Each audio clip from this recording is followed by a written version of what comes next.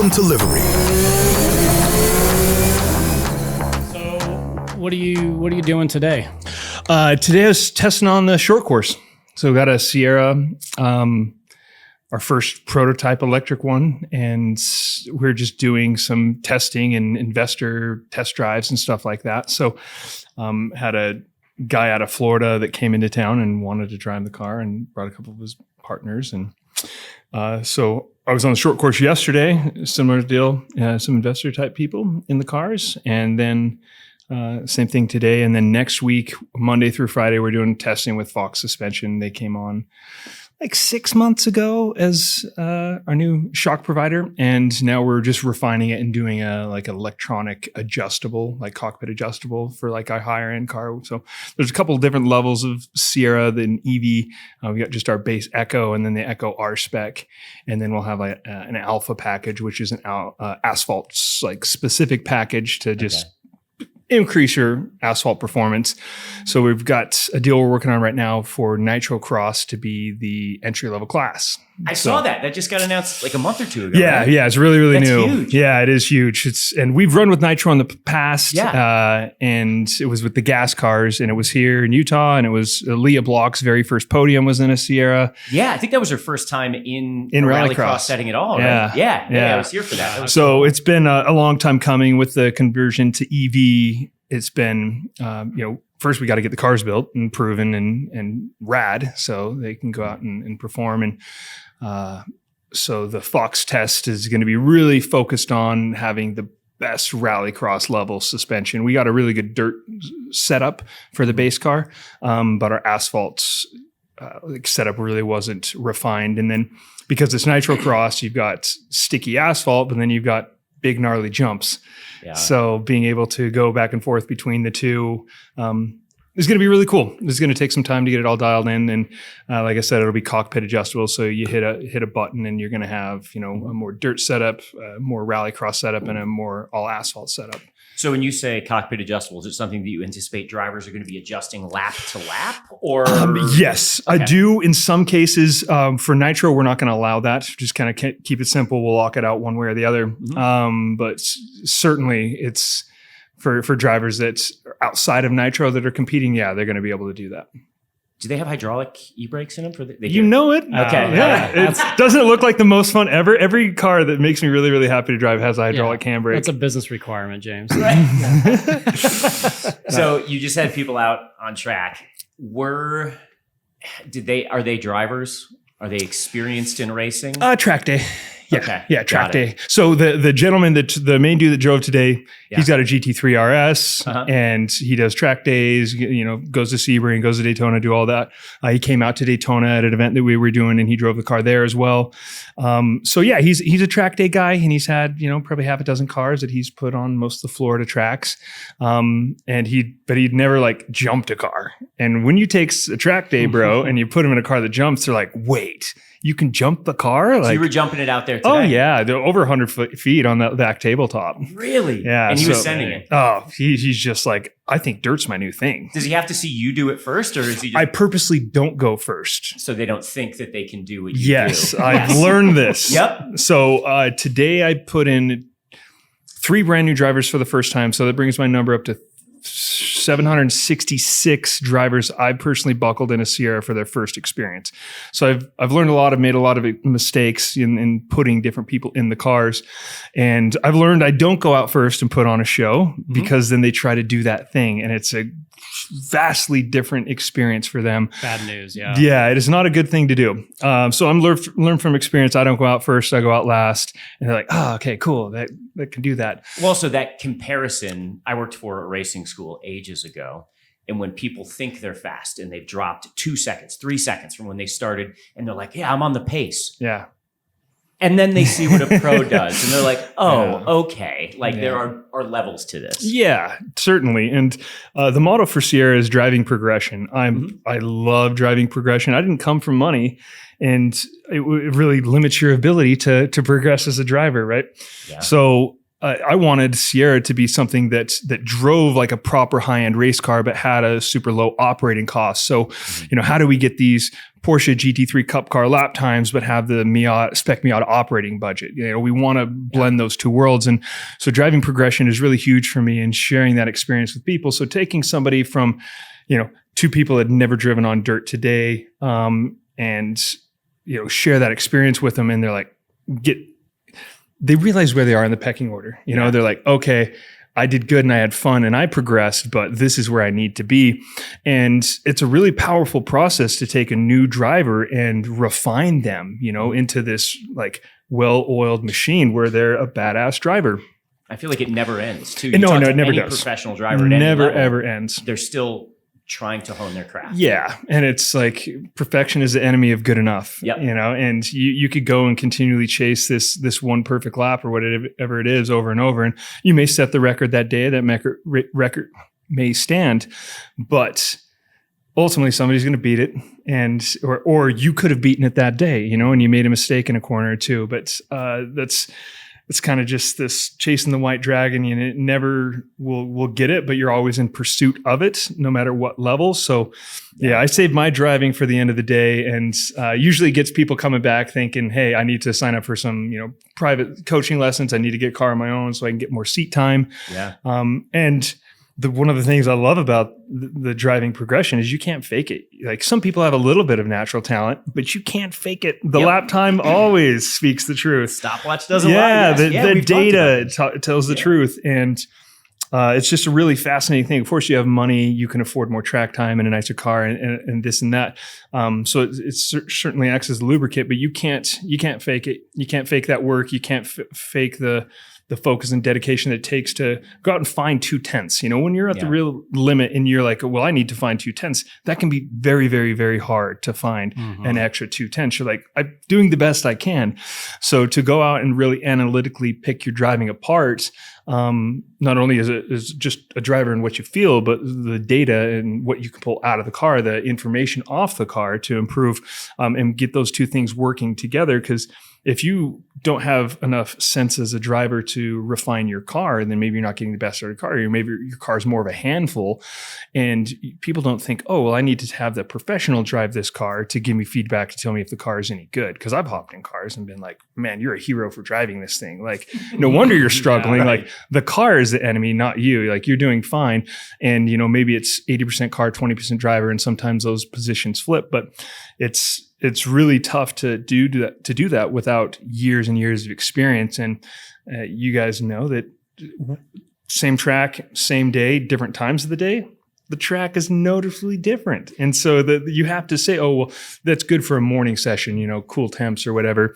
Or, hey, the big races were in town and they put 10,000 laps of the same exact rubber compound down. Yeah. And either that's going to work really well for your car or really poorly for your car. So having the wisdom to know, like understanding the track conditions, understanding what just happened previously, the condition of your car, your tires, the driver, and then filtering out all of the nonsense to be like, hey, that was a really good lap. You did the best you could. Yeah, you're a second off the record, but the track's the second off the record. Mm-hmm. And there's so much, I think, with anyone, you see it a lot in motorsports, but anyone that's sort of trying to be at that elite level, you're always competing against the best version of yourself. So you're a second off, you're 2/10 off, whatever. You're competing against kind of your optimal version of you or the optimal version of the track. Mm-hmm. And in motorsports, you do have that track evolution where the limit is always different, corner to corner, day to day, whether it's sunny or in the clouds.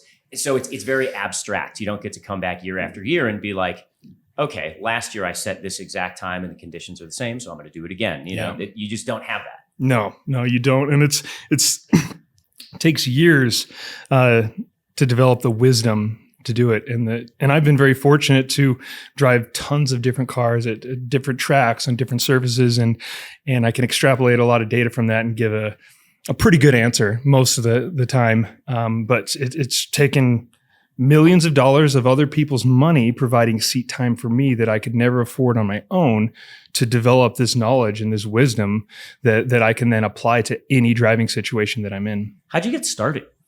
Mechanic.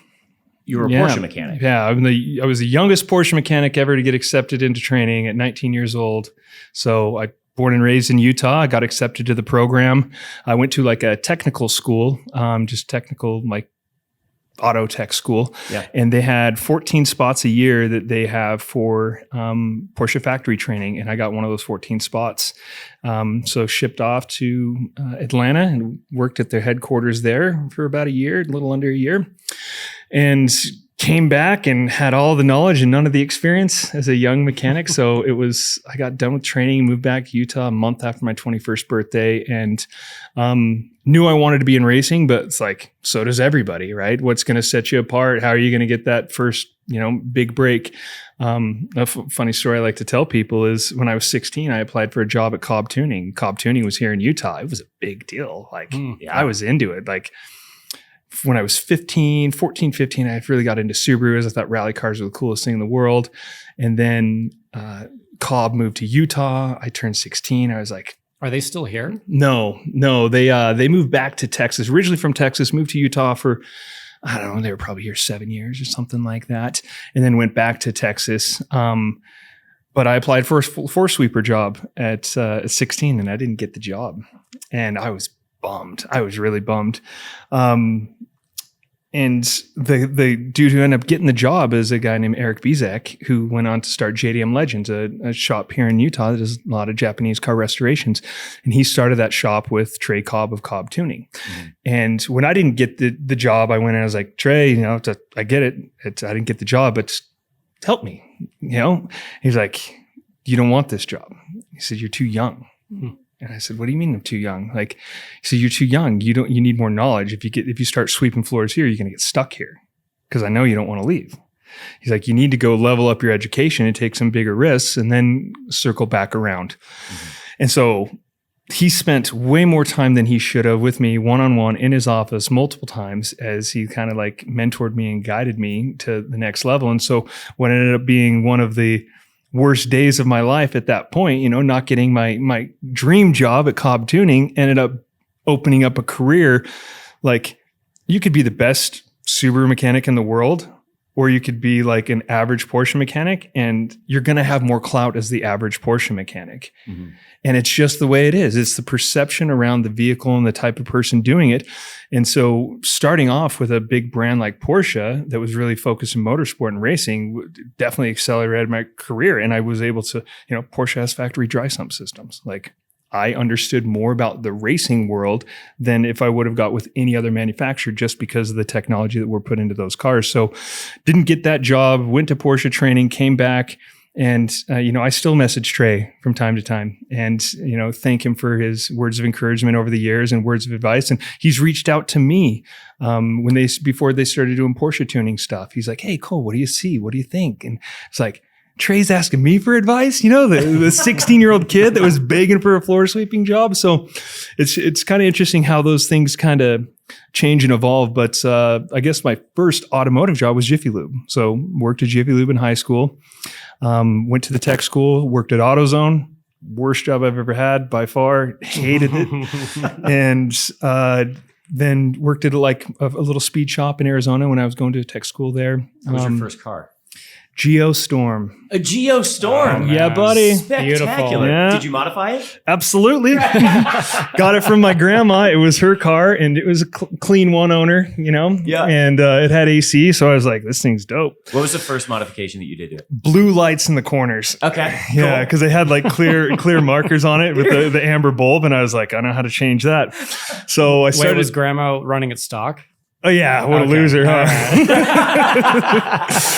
Yeah, so I modified, I ripped off the ugly hubcaps, and then so I had the black wheels, and touched them up with some fresh gloss like paint. The black Steelies? Oh, you know it. The gravel setup, as I like to call it. So I bought the car when I was 15 because that always worked. Like, I had a job when I was 12. I was hustling. Like, I knew I wanted a car at 16. I wanted that freedom. I wanted to go. And so everything I did as far as earning money was focused on getting a car, getting my first car. So bought the car from grandma.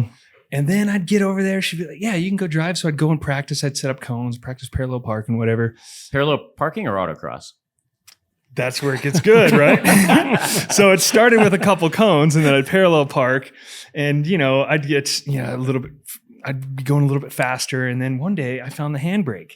It's like, yeah, this thing's sick. And so it was one of these, not one of the pull pedal. from the center handbrake. And so I was like, this thing's like sick. This Geo is actually really cool. So, just in a church parking lot, so I'm dodging cones and pulling handbrakes, and I squared off. Before I was even 16, my tires were square just from so many flat spots. Did you ever do the lunch tray thing or anything like that? You know it. Oh. Absolutely.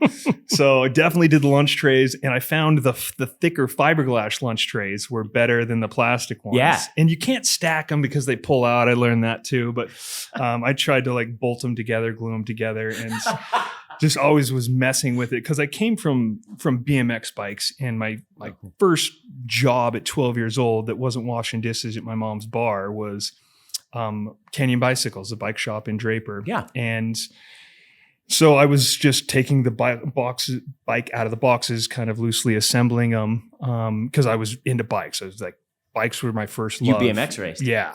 And so BMX racing turned into car racing, and and there's so many BMX people to car people. Like, it is the craziest transition. And I think it's just man and machine, just the mechanical aspect of it. Well, there's so many extreme athletes that make their way into motorsports. I mean, obviously Travis Pastrana. And the only thing blocking most of them is money. Okay. And the ability to get in. So all of the extreme sport people want it. And I grew up around those people. I wanted to be those people, right? I idolized them. And so Utah had a huge BMX scene, a lot of pro riders and stuff. So I watched all these really talented people come up and they're getting sponsorship deals and they're traveling. And I was younger than most of them. But when I was 14, I was going to the street races at night. And there were some of the Honda guys that were doing some revolutionary stuff. And I watched a turbo Honda beat a Dodge Viper. And this is in like the year 99 or something. I was like, what? A Honda can beat a Dodge Viper? And all I knew was like 10-cylinder, 4-cylinder. So my automotive knowledge was so weak back then. I'd been playing Gran Turismo or whatever, but it doesn't fill in all the gaps for you. And those Vipers in that time period were so special. You saw one and it was a thing. It was like seeing a Ferrari. Yeah, absolutely. That same level. And so I remember being 14, going to the street races, had my mind blown. So I really leaned into like the import stuff, like the import tuning. And I wasn't into drag racing. It was like a way to measure performance. And I would go there, and it's the only track that we had in Utah at the time. Was a drag strip. But yeah, going to the street races with my older BMX buddy, it was like, wow. And then probably 6 months later, a little movie called Fast and Furious came out. Changed my life. Changed everybody's life. Import tuning. It's a punctuation in the history of car tuning. Things changed in 2001. I remember being outside of the theater after the movie and just like, this is what I do now. Like, watch out. Just inspired. Well, because I was going to the races and it felt authentic, like when you'd have a car stage up and people start talking smack, and then a couple cars go off and race. Like, that was real. That's exactly how not exactly, but that's a really good representation, for the Hollywood at the time of what was happening in the car scene. So it was really, really exciting to be around that stuff, and I just knew I wanted to be a part of it. And my mom was a bartender. My dad was an electrical worker. There was not we struggled to get BMX money. It was a big deal if I got to travel to Reno to run the nationals once a year. NBL? ABA at the time. And they were both running simultaneously, but I was racing in ABA. And so it was not a world that I could go and dabble in, but I knew I wanted to be in it. And so as I'm coming to the end of high school, I'm like, got to do something, right? I'm 17 and working at Jiffy Lube. I was like, still have the Geo. Still have the Geo. Okay. Good. I got a WRX, so I got a Subaru, and because I wanted to get out of high school and work, and so I graduated high school early. Hatchback, 4-door. It was a hatchback, 2-door. The bug eye. It had these two oval headlights with rectangle like halogen beams in Okay. them. But they made an I forget the Isuzu. names like Hawkeye and Yeah, there's Bug Eye, Hawkeye. Oh, sorry, for Eagle the Eye. Subaru. The Yeah, the Subaru. WRX. Bug Eye. yeah, the okay, Bug Eye. okay. Yeah, I thought you were talking about Geo. Everybody wants to know about the Geo. No. I went from the WRX, the Bug Eye. So I got it in 2003. It was a 2002. So I got a deal on the car or whatever. And then next year, 2004, the first STI came to America. Mhm. And I was just about to graduate high school. I graduated my junior year, and then I had work release. And so I was only going like 2 periods a day anyway. And I was working full time at Krispy Kreme because Krispy Kreme paid a little bit more than Jiffy Lube, believe it or not, at the time. So, and then I was making more money. I can probably say it, the statute of limitations, though. I was making more money selling used donuts, not used, but day old donuts, not certified pre-owned. Right. But at the end of the day, you get to take home like as many dozens as you want. Dude, I'm just shoving them in my trunk. Those non-disclosures are well expired. Yeah, now. Yeah, you're I know. I know. You can tell by the gray in my beard when I talk about jobs from high school. So yeah, I'm 38 now, so it's been a while. But I made a bunch of money just selling used donuts out of the trunk of my car. I'd post up very strategically. In Utah, you have the seminary building. Mm-hmm. Mormons love donuts. I don't know if you guys know that. Oh, yeah. But they absolutely love donuts. So the auto shop was like one of the only classes I had to go to and wanted to go to. So I'd pop my trunk, the auto shop, and everybody walking in the seminary building had to walk behind the Subaru. And so I was selling $5 dozens and killing it. There was definitely days I made more money selling the day old donuts than I did going to work that. That's Lucy's. amazing. No, we need to talk about this more. So Krispy Kreme did or did not know you were doing this? There was limits on what you were. I think you were able to take 4 dozen home, and I was taking like 40, 50 dozen home. But that was for like friends and family.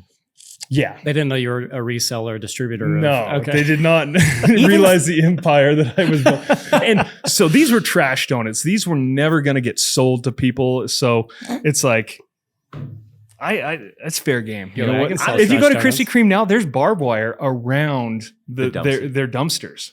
And it says No poison, kidding. warning, poison. Yeah, because Really? like everybody knows that they throw out day old donuts. And we would pre-box dozens and dozens and dozens. If they didn't sell, they just go on the rack. So we'd have a rack with like 40 dozen on it or whatever. And if it didn't sell by a certain time, like my shift would end at like 9 p.m., I was taking these out and I'd throw it to the dumpster and it wouldn't make it land in the trunk of my car. Yeah. Yeah. That It's hap- easy to do. Yeah. Yeah, is it gets easy. windy out Yeah. there behind Krispy Kreme. So, yeah, but bunch of donuts landed in the trunk of my car, and that was the last real job I had before I went to Atlanta. It's really philanthropic if you think about it. Yeah. because food waste is a Helping the less major fortunate, issue yeah. globally, and you were doing your part at such a young age. So Yeah. thank you, Cole. When it- and it was- they got a taste, yeah. and they're like, "Well, I got to go spend more money on donuts." And so I was basically street marketing. You were for doing them a Krispy Kreme. favor. Yes, Yeah. absolutely. And it was 100% margin for you. There was no COGS cost. Like, Well, fuel. oh, feel, yeah. I that's had to true, get yeah. the back and forth to work anyway. Yeah, and with a car weighted down with 40 dozens of donuts, I'd imagine that And my affects car the, smelled like donuts up to the day I sold it. Really? Well, after I stopped working there, it was just baked in there. You'd get hot summer days, and the glaze is just boiling in there. That's So great. yeah, it was a good time. But I ended up trading that car, got an STI, because I worked full time, and I got the STI because I go to the Subaru dealership all the time. I'm like, oh, Utah's going to get one of the first STIs. I go in, first STI is there. It's beautiful, aspen white. It's just unbelievable. So sick. And I had my bug eye there, and the sales guy said, hey, we just had the second STI is coming into town. It's a black one, just like your car. And the guy doesn't want it because it has a gold flake in the paint. He doesn't like it. He likes the blue in it. And I looked at it. I was like, oh, that's sick. I really like it. He said, well, let me run a thing for your trade-in. And I was like, okay, cool. I'm just a kid. I don't know. So they come back and they're like, we'll give you $21,500 for the car. And I was like, that's more than I paid for the car Crazy. because they were so on high trade. on trade. That's amazing. And yeah. so I go home. I'm 17. I can't sign for the car. I'm like, hey, Mom, these guys are going to give me more for the car. She's like, BS. No car dealer ever, like, this doesn't happen. What year was this? 2004. For? Yeah. So the car was 2 years old, had like 16,000 very hard miles on it. And So my mom was like, no way. If they do, yeah, totally trade it in because the payment goes up $150 a month, whatever, and you get an STI. So sure enough, they wanted it, and they had it sold the next day for like $22,500 or something like that. It was very easy for them to turn. So I got the STI, and it just was open up my eyes. The WRX was just a grocery getter compared to the STI, and feeling the 6-speed and how quickly the turbo spooled and how much better the brakes were and the tires. Everything was like, oh my gosh, this is totally the next level. And for me, that was a big, big deal. But I knew I was just scratching the surface of what car performance was about and what you can modify and bring it up to. So yeah, I had that car for a number of years, saved that one, kept pretty good care of it. Had it for about 5 years until I got a Porsche because, I went off to school, came back working at the Porsche dealer. Some guy traded in a 996, just regular 911 Carrera, but it had the full GT3 Aero kit on it, roll bar, GT3 Euro seats, like all the cool stuff. And I was like, is this guy trading this thing in? And they're like, yeah, do you want it? And I was like, badly. I really, really want this thing. And so I got a deal on this traded in 911 with all the track day stuff, had Moton suspension, and it was a track day car. It needed to be cleaned up, but I got a deal on it. And then they're like, do you want a certified warranty? I was like, yeah, I'm a mechanic, but I can't afford the engine if it goes. Right. So I got a CPO 2-year warranty on the thing. 18 months in, the engine goes. And I got paid at the dealership to put my own engine in my car. You did the work on your brand new car. That's a good value. That's what we call a good value. Yeah, it was extreme value. And so I stayed late into the night and on my own dime, or my own time, whatever, pressure washed the underside of the car and made the thing sweet. And, that was the transition into Porsche ownership. And that was really my first track day car. And that's when you started kind of transitioning from mechanic to driver. That was your entry into it. Okay. Yeah, and I'd always wanted to be doing it, right? But it's the barrier of entry is so high. The one of the biggest perks of working at the Porsche dealership was not just the prestige of the brand; it was the people that work there. So the oldest Porsche mechanic in the world, Larry Moulton, also owns the local kart shop M Squared.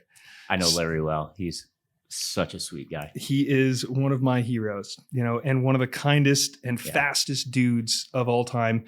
Hardworking, can't say that he never complained, but he always showed up every day and spent a lot of time to help me.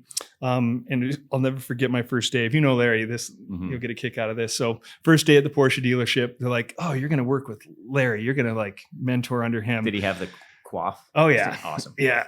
He's good looking old man. And I kind of walk over to his box and he's just kind of moseying around and tossing his tools around. He's like, hey, I'm Cole. I'm a new I'm the new guy. I'm the new Porsche mechanic. With the Superman pose, I assume? Oh, I was so excited, man. Right. I just thought I hit the lottery. I was about to start my entire career. This was day one. I'm starting at the Porsche dealership the month, over being 21 years old. Wow, the world is at my fingertips. And did you offer him some Krispy Kreme? Yeah. In my car. Yeah. So I walk in and introduce myself to Larry, and I'm just beaming. And Larry goes, you need to get the hell out of here. Go, yes. What do you mean? Out of your bay? What do you mean you need to get the hell out of here? You need to not work here. Dude, I put so much into this. Why are you telling me that I shouldn't be here? Didn't know if it was a personal attack. Didn't know if management was BS. I didn't know what he meant by that. And he worked in that same building for 45 years. His message was to save me, that I didn't fall into the trap of the comfortable, reliable income.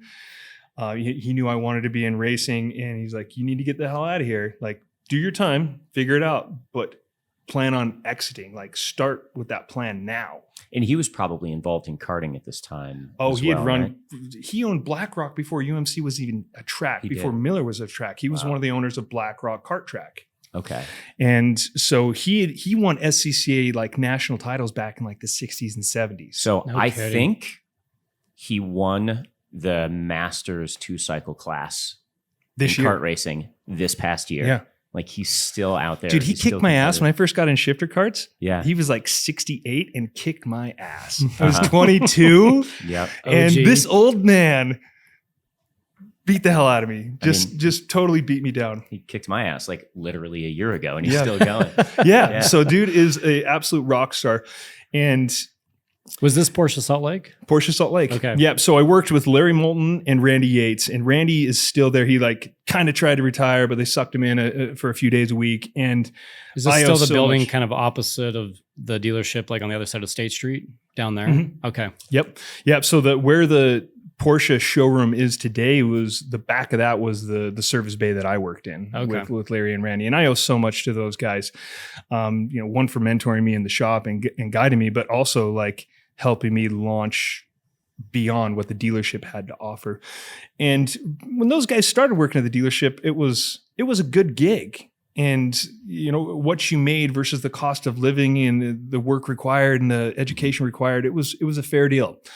And slowly, I think with a lot of trades, it's just been squozed down and the cost of living goes up and up. And it's, Larry was able to own a house, have a family, where his wife didn't work, and send his kid to college and travel nationally driving race cars. And You Bonner cannot- that was probably when he was racing as well. Yeah. When he was starting his career. Yeah. in Beanie And yeah. so that doesn't exist today. You can't go over to the Porsche dealership, and those dudes don't have homes and race cars and traveling around. It's not a thing anymore. Mhm. And so Larry, he had a hard way of, describing it smooth to me, but he was trying to save me that I didn't fall into the trap of the comfortability and the just, it was honestly nice to leave the building at 5 and not have to think about it. Mhm. It's a lot different than business ownership and stuff. And I'm much more of an entrepreneur type person than just happy being in the 9 to 5, but there is a comfortability in that, especially as it was my first good paying gig. I was like, I can buy a Porsche, now I can look at a house. Like Yeah. these are things like as a young 20 something year old man, like those are milestones. Those are the things you look forward to. And that job was going to provide those things for me and until the foreseeable future. And I could go, not that I ever wanted to leave Utah, but I could go anywhere really in the world if I wanted to work on Porsches and do it. But within the first 2 years of working there, Larry helped me find a race job. So it was like the first Porsche GT3 Cup. It was the IMSA series, and they were looking for mechanics. And I was like, but I don't know, like I'm a mechanic, kind of like I'm still learning, but I don't know the race car stuff at that level, that I thought I needed to have to work for a professional team. But they're like, do you know Porsches? I was like, yeah. Do you know how to do a string alignment? They're like, no. Like, well, you're going to learn by the end of the weekend. So that was it. Hopped on an airplane and flew to Florida and started on that. And And it was Larry that set you on that path. yeah. And he was on old man Larry. At this point, he's probably 70 on some forum, Renlist or some Porsche forum, trying to find an issue, right? We had some car with an issue. So he's Googling stuff and we're like getting desperate. And he comes across an ad for, hey, techs needed for this race series. And he's like, oh, he showed me the ad. He's like, you should do this. And at the time, Dave Strong owned the dealership still, and he hadn't passed it to his sons yet. And I hit up Dave and I was like, hey, there's this opportunity to work for a race team. I'll just use my PTO so it doesn't affect anything here, but I'm going to take, some time off to go to these races. And he says, well, are you working on Porsches? I said, yeah. He goes, you're good. Nice. He was into it. He thought it was like really good that we had that at the dealership. And so, yeah, for the next few years, I spent, all my PTO working at the dealership to go and work a second job. And there was some miserable flights home on Sunday nights where I had to be at the dealership Monday morning, where I was just wiped. But that's the world I was living in. And most of my 20s were like that, Were you racing or just doing track days? just mechanic stuff. So mechanic, and then on the side, you're doing your track days. And so so that was the beginning, like call it 22 years old. I start working for the team, 23 years old. I said, this is it. I'm doing racing. This is going to be my thing. But it wasn't until I didn't leave the dealer until I was like 26. When you say doing racing, did you always know you wanted to be the guy in the car? Yes. Okay. I didn't know how to get there. Got it. And so let me back up. So first Porsche like race team gig, I get down there and I'm like, Down where? What track? Florida, Sebring. Okay. Yeah. And I'm like, this is the sickest thing in the world. These guys just flew me to Florida to work on race cars. Like, it's on. And get down there, and it's 90 degrees at night in Florida. And loading a hauler, the second deck. It's just hot and miserable, and Yeah. I'm just beaming. So we get to the track, and I start to figure out how racing works. From who drives a hauler, who owns the thing, the team owner, the driver. Start to figure out all this stuff, and it's all happening really fast. Like, how is it's one thing to look from the outside, but how from the inside are these things operating from the crew members? Are they full-time, part-time, flying, live here? Like years of experience, no experience. I started to map this whole thing out, and it was really disheartening. And it was because I looked at the drivers, and it wasn't the talent that got the drivers there. It wasn't like young kids that came up and had the shot, and they're like, yeah. It's like, oh, damn, if I want to be the driver, I better start a Fortune 500 company. Mm-hmm. Like there was like no clear way to get into motorsport the way that I wanted to get there. And so I'm going to the races and doing the things. And after a while, I'm like, well, how I'm going to be stuck as mechanic forever.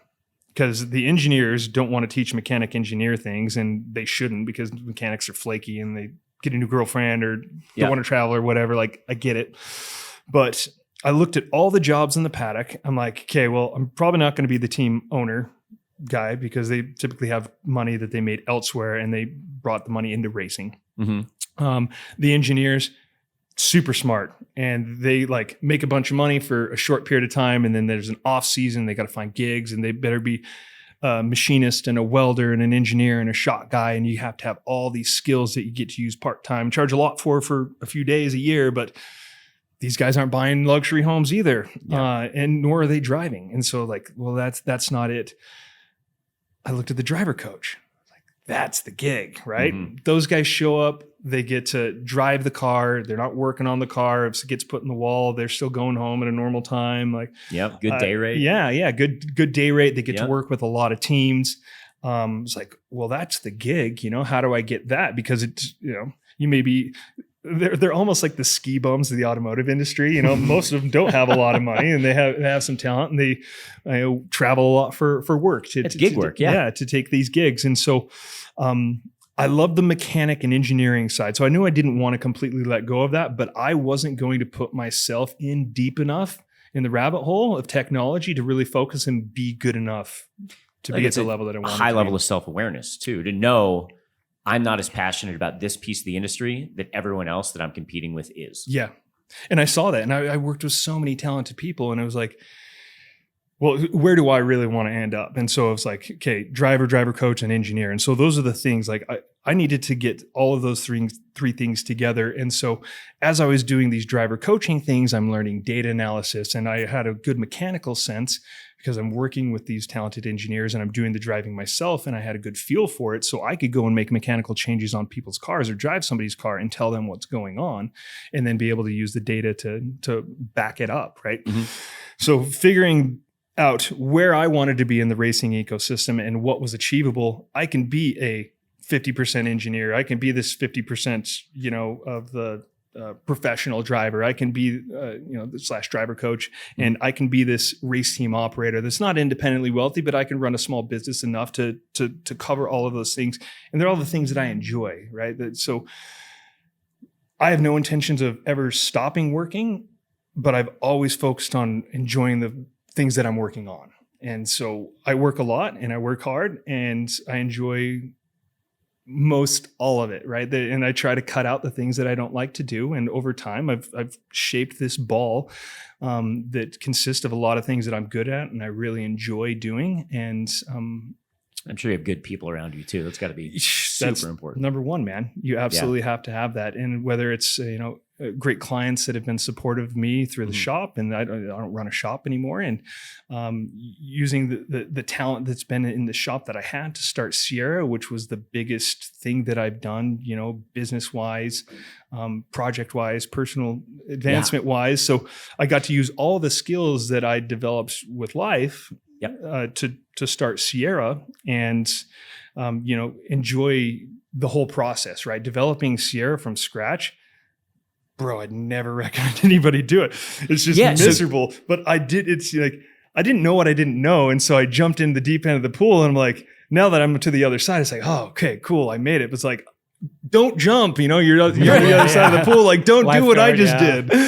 So why'd you decide to make that jump? So you started LYFE Motorsports, which was, I mean, a fairly standard business model, right? Where you're doing trackside services. Did you have a ride and drive as well? Did you have a fleet? Yeah. So and so I had some cars that I would own or purchase. And so I'm brokering cars for myself, for other people, just kind of doing everything. Yeah.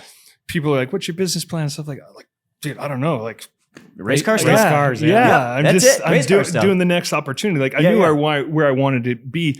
And after running LYFE for a few years, and LYFE on the road, let's just call it most of my 20s was spent traveling, like for other race teams, or I was working here and traveling for race teams and building my own, racing portfolio, if you will, working with clients. And so, some guy would want a deal on tires and alignment. I'd say, okay, well, let me compete in your car.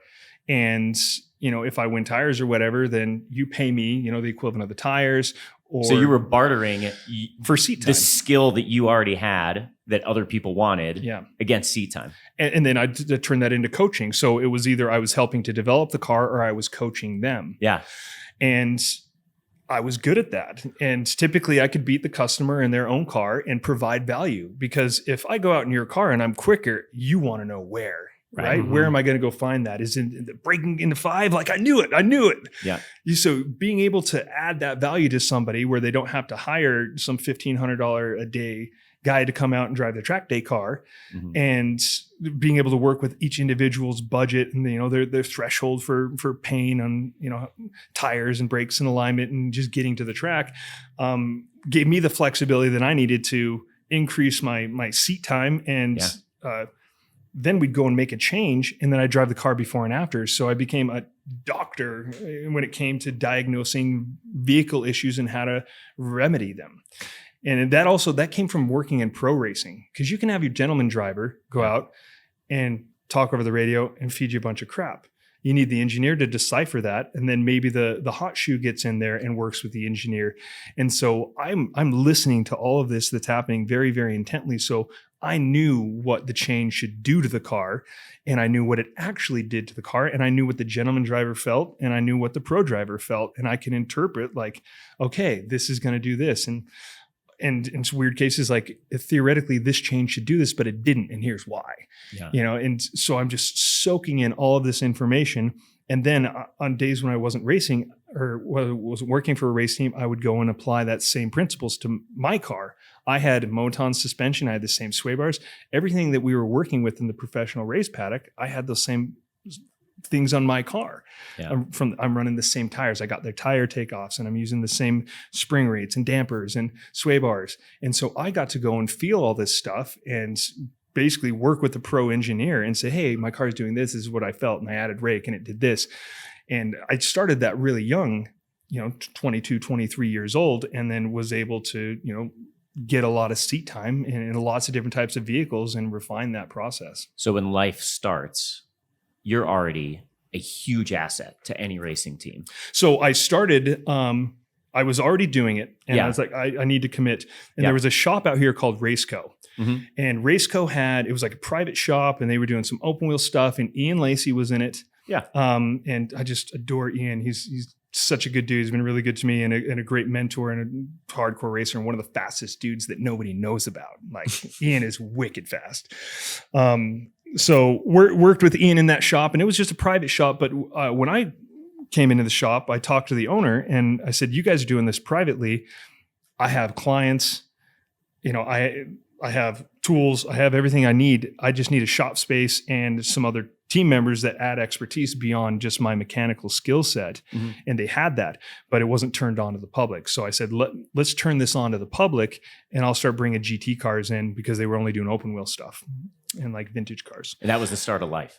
That was the start of Raceco. And then was that Dave Askew as well? That was pre. Okay. Yeah. So it was owned by a gentleman, Dennis Gay. Okay. And Bodie and Bucky, his sons, both raced, and they, maybe they have cars floating around out here still, but a wonderful family. And they had a company in Salt Lake called Basic Research. They made like pharmaceutical and beauty supplies, and that's where they made their money and did their thing. So their goal was not to make money with the race shop, but they had 2 people on payroll. And after a while, it starts to sting, we're paying a lot out there in the shop space. And so I pitched the idea, I'll come out, use your shop space tools and stuff like that, and we're going to turn it into work for the public kind of thing. And that went on for about 2 years, and I really wanted equity in the shop. And I kept going to Dennis, like, hey, let's do something here. Like, this is my life. This is what I'm doing. It's part of why I later named it LYFE Motorsport, because I knew this was my thing. Like, this is what I was going to do for the rest of my life. But I went for equity, and Dennis is like, you don't want that. Like, I'm like, what do you mean I don't want that? Of course I want that. Like, I'm putting everything into this, my reputation, all my clients, I'm bringing everything in. He's like, Cole, you don't want it. Just take your salary and learn and grow, and we'll coach you on the business front. And he was like my first serious business coach. And I didn't understand what he meant by you don't want this until years later. And so ultimately it came to like, we shook hands and parted ways. But probably 2 years after that, it hit me. It was like, holy shit, I had a really cush gig and I had a lot to learn, and it's not even a profitable business. Mm-hmm. And so the business that I wanted equity in so bad that he wouldn't give me, it was to protect me. It wasn't that he didn't think that I didn't deserve it. It's that, dude, just take your nice salary and learn from us, and you're going to launch out someplace else in the future. This is not the end game. Noticing a theme here. A lot of people seem to be putting up roadblocks, but they're actually putting sort of a step to get you to. Yeah, I'm just kind of dumb and I can't always pick it up the first time. But he was right, and I didn't see that. But a couple years later, I was like, as I had started LYFE Motorsport and I was doing it, I was like, mm-hmm. Oh, this is extremely hard, and the scalability in custom work isn't there. Yeah, it is not there, and the multiple of your efforts, like as you build a custom car, you roll it out, like people love it, right? You can pull wiener at any gas station you go to. People are just going to be running up to the car. Terrible for the business, because you don't get to duplicate that car over and over again. And so there's no scalability. Yeah. None. There's no multiple of your efforts that you did. No matter how good you did, it's like, cool, some new high-end client wants you to potentially do this work, and you're going to struggle just as hard, if not harder, because now you have to outdo what you just did last time. Well, all those projects they're hard to scope. They're hard to budget. They're hard because they're all different. Oh, every single one. And clients don't understand that. And it's one of the greatest reliefs I have now, not running the custom shop, is trying to educate a client on, we don't know what this is going to take.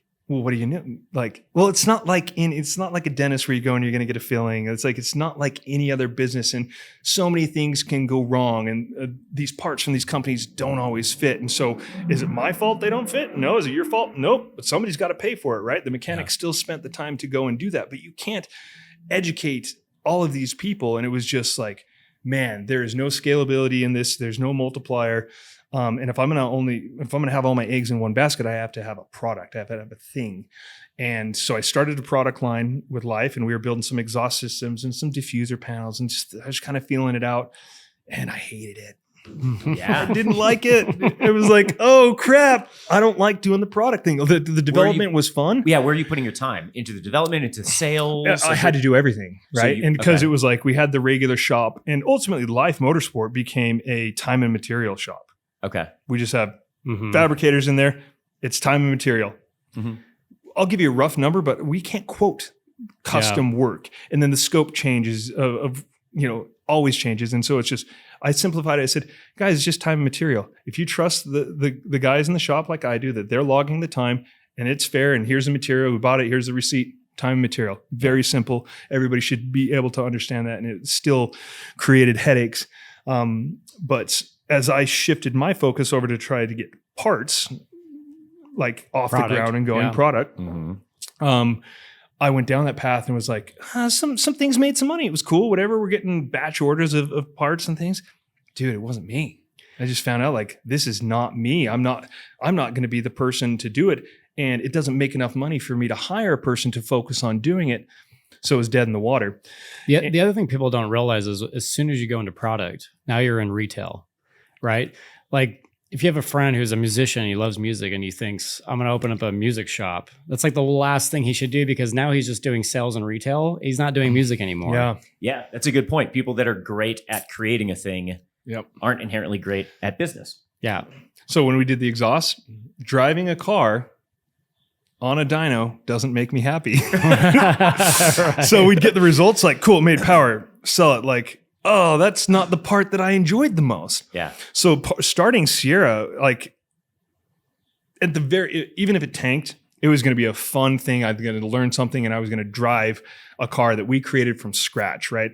I ordered the raw tube. It shows up and eventually it turns into this thing that you can drive. Was it always supposed to be? Did you always intend to have this sort of multi-tool cross card on steroids, or did you have other thoughts first? Yeah, and actually, I'll go back even before I started Sierra. I had LYFE and again, like track day coaching experience. Mm-hmm. I love the experience thing. I've had so many experienced clients, and none of them hate me.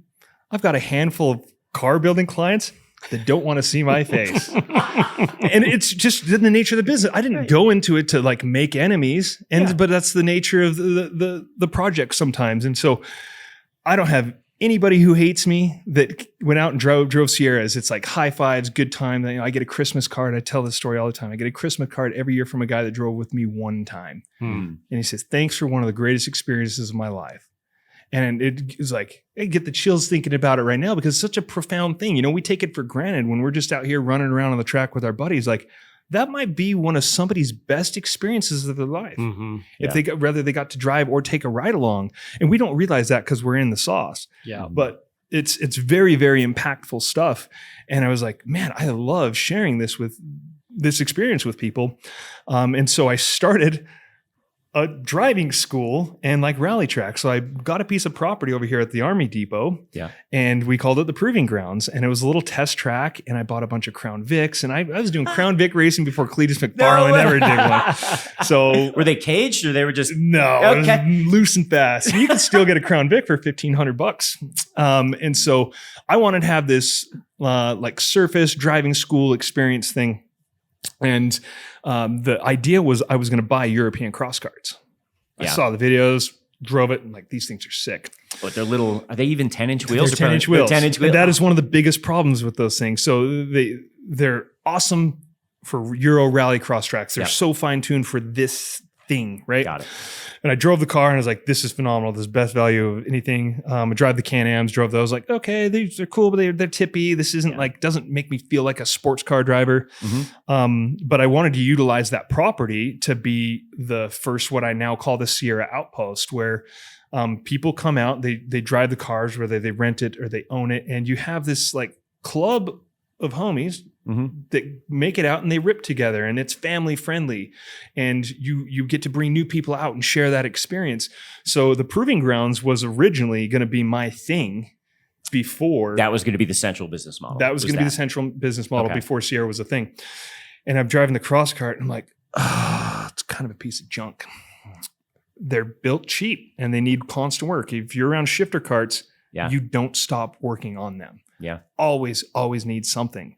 And then the chassis fatigue out after a couple of years. Like it's just miserable. And the Euro carts were like that. And they're chain drive, so they have a spool. And we had some here. And I started putting just the general public in them. It's not a good car for the general public. You have to drive that thing at 10/10 to have it be fun. You have to be a pretty good driver to really enjoy it. Otherwise, it's torrential understeer because it has a spool rear diff. You know, it's a dog box transmission and people are missing shifts and hitting rev limiter. And it was like, oh man, I'm never going to make money on these cars because it's just going to be a mechanical nightmare with trying to, you know, make it more accessible to people. And so it's like, how hard can it be? I'll start a car company, you know, I'll just do it myself, you know? So I hated the 10-inch wheels and the tire availability and stuff. And most of them run the Suzuki GSX-R 750. engine. And that's not a great engine, not torquey. It wasn't something that I could do Pikes Peak in, which was something that I wanted to do more of. I'd started that process in 2015, but I knew I wanted to take like an open wheel type car up there. And I thought the cross kart was going to be it. And then I drove and I was like, yeah, this is not it. This is already at the ragged edge of holding together at just this power level. You're not going to put bigger wheels and tires. You're not going to put more power on it and have it survive. And so one of my best friends, he's like a father to me, mentor. He's a gentleman named Steve Burns. He started VP Racing Fuels like 45 years ago, right? And I remember I was standing in a shop back here when he got a tour. He's like, oh, I'm moving to Utah. And I think Dixon brought him by for a tour. And meet the founder of VP Racing Fuel. I was like, dude, I spent a lot of money on your fuel. Like, pleasure to meet you. Like, it was so cool. And then a couple months later, he moved to Park City, and he ended up being my first investor on the Sierra side of the business. But he was a friend and mentor for years and gave a lot of good advice. But he saw some opportunities with Sierra in our availability to get into the American Rallycross Series, which was the as your own class or to qualify as our for own class. Oh wow, yeah. And so he fronted the cost to build those initial cars out. How many did you need to run your own class? We need 6 minimum. Okay. Yeah. So we did a 6 car. And so he bought the cars, basically fronted the cost of the cars to get them done, because I was going broke. And one of the first things that he taught me, he goes, Cole, there's things that you can't fake in motorsport. You can't fake engines and you can't fake tires. And the operational cost to go and start a tire company or start building an engine from scratch, forget it. It's why big automotive companies are where they are today. The cost of creating an engine from scratch is an internal combustion engine is no joke. It's one thing to design it, but to then create the castings and build it and then do it at scale, it's absolutely miserable. That's why so many even niche gas car manufacturers, they use other engine suppliers. They're not building their own engines. I think that's going to shift with EV cars in the future, and it's going to change. But I took his words of advice, and I started with a Hayabusa engine and a 13-inch wheel and tire. Every good formula car since the dawn of time has run a 13. Yeah. And so the tire availability was through the roof. Suzuki Hayabusa is 20 years old at that point. Totally proven. Every part, every upgrade, they make 600 horsepower. They do this, that, whatever. It's sorted. You can get 600 out of the Hayabusa? Yeah. Some of the drag race guys are. The most of Sierra's done is like 450 wheel on a turbo Hayabusa. Yeah, it's nasty. But that work was done, right? I was tired of suffering through. I had enough you're not the one of a doing learning the curve, yeah. right? So I wasn't going to go down that path. So I started with the Hayabusa engine, started with the 13-inch wheel and tire package. And then we set a race seat on the table. I sat in the seat, laid it out, built the car like around the driver. It's a driver-centric thing, right? And we used as many off-the-shelf parts that we could find, and it started to piece together. The first year is kind of a piece of junk, Is it still around?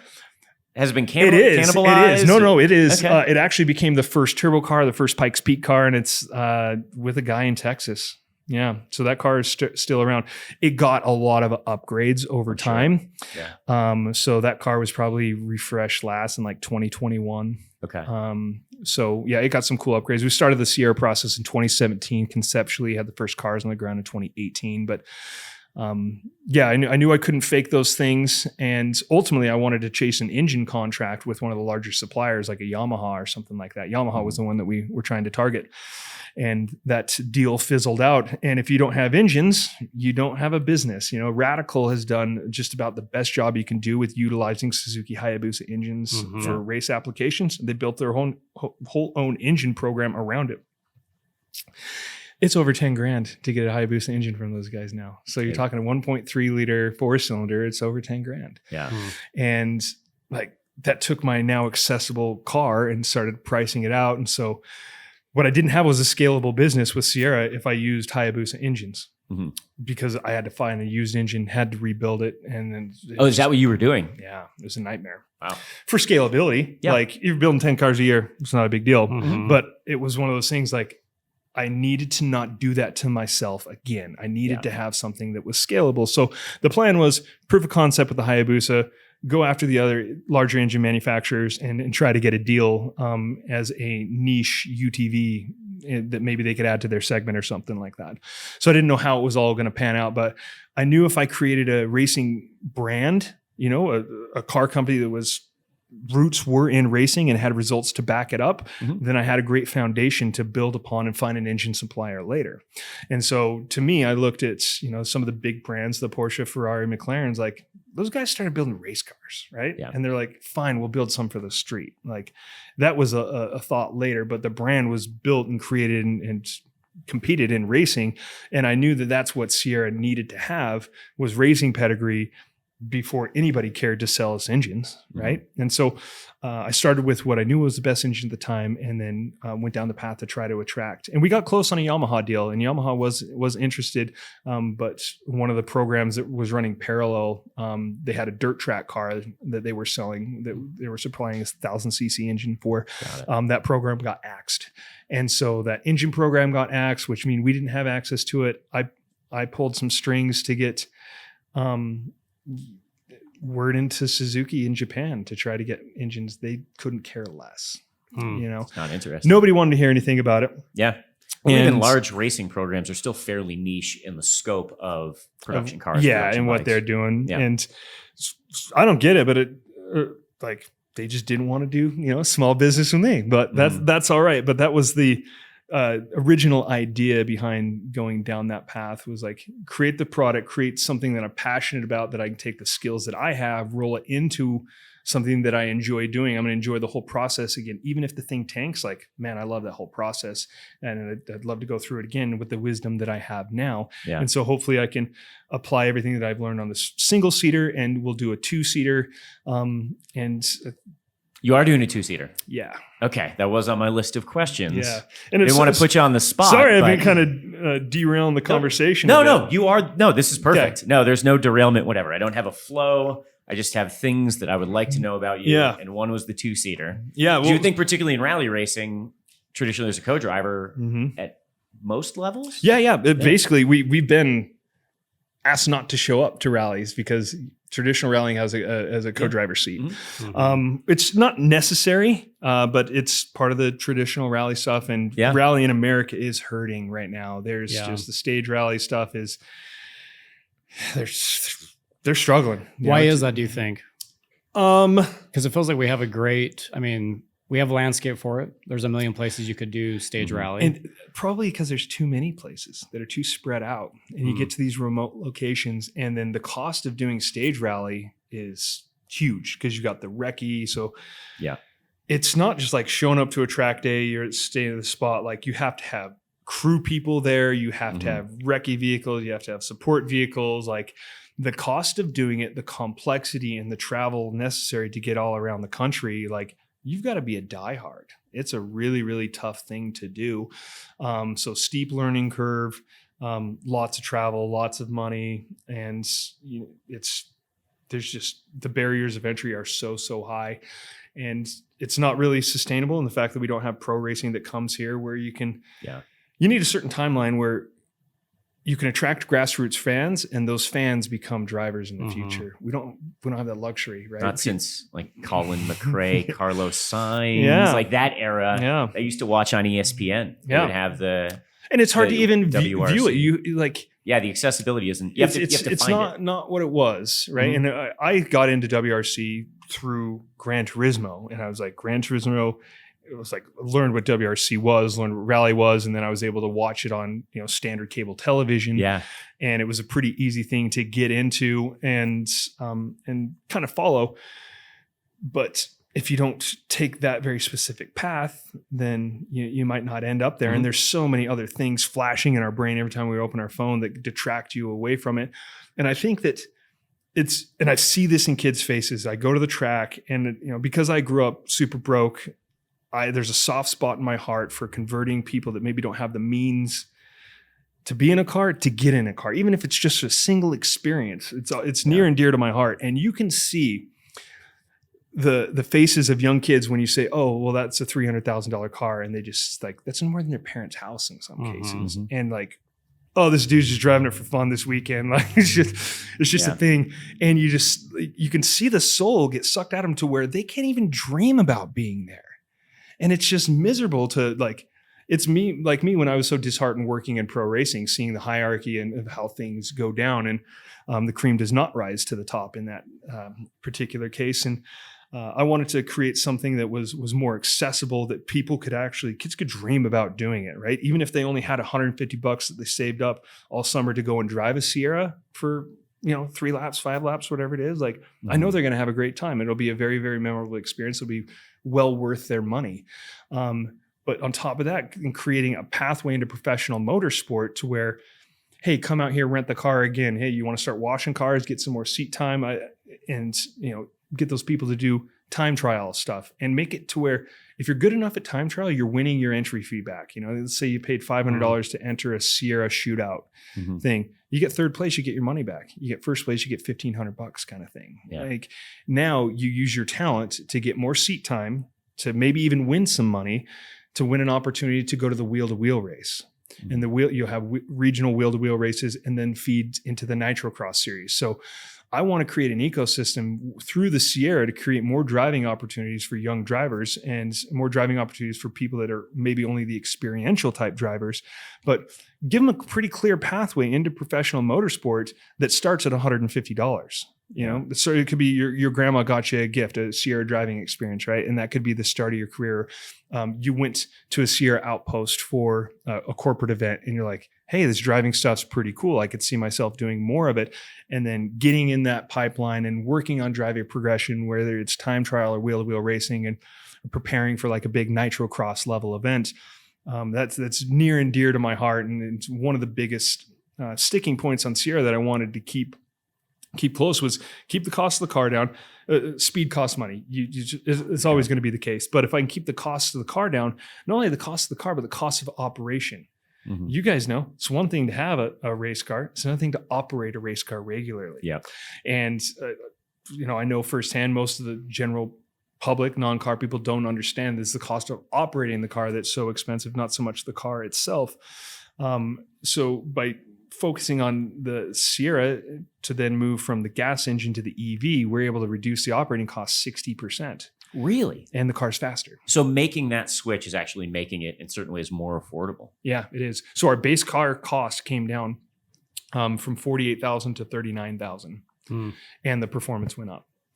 And the drivability went up because it's 2-pedal operation. People don't have to worry about shifting. It still has a hydraulic handbrake. It's still wicked fun to drive, but it's now more accessible for people to get in. And it's like, that's one of the biggest wins of the EV power plant on my. And your entire offering right now is all EV. Yep. So about a year ago, I brought in some new business partners to help scale the company up. I was kind of at the limits on what I could do, and raise some money here or there, sell some cars, very, very hand to mouth. But I needed some partners that had done that in the past, and I'm more the race car guy. I got basic business operations stuff, not large scale, and so I definitely needed people that knew that side of the business to come in and help me. And, you need capital to scale things up. And about a year ago, we brought some new partners on, and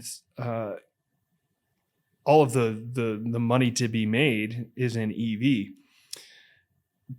because it costs less to operate. Now we can offer powertrain warranty. Now more people can drive it. You have seemingly unlimited scalability as far as we can create our own batteries and powertrain system. Like, we can buy in these things brand new. We're not refurbishing used Hayabusa engines. So it helps my personal mission of getting more people behind the wheel of the car for their experience, that get it at a lower cost.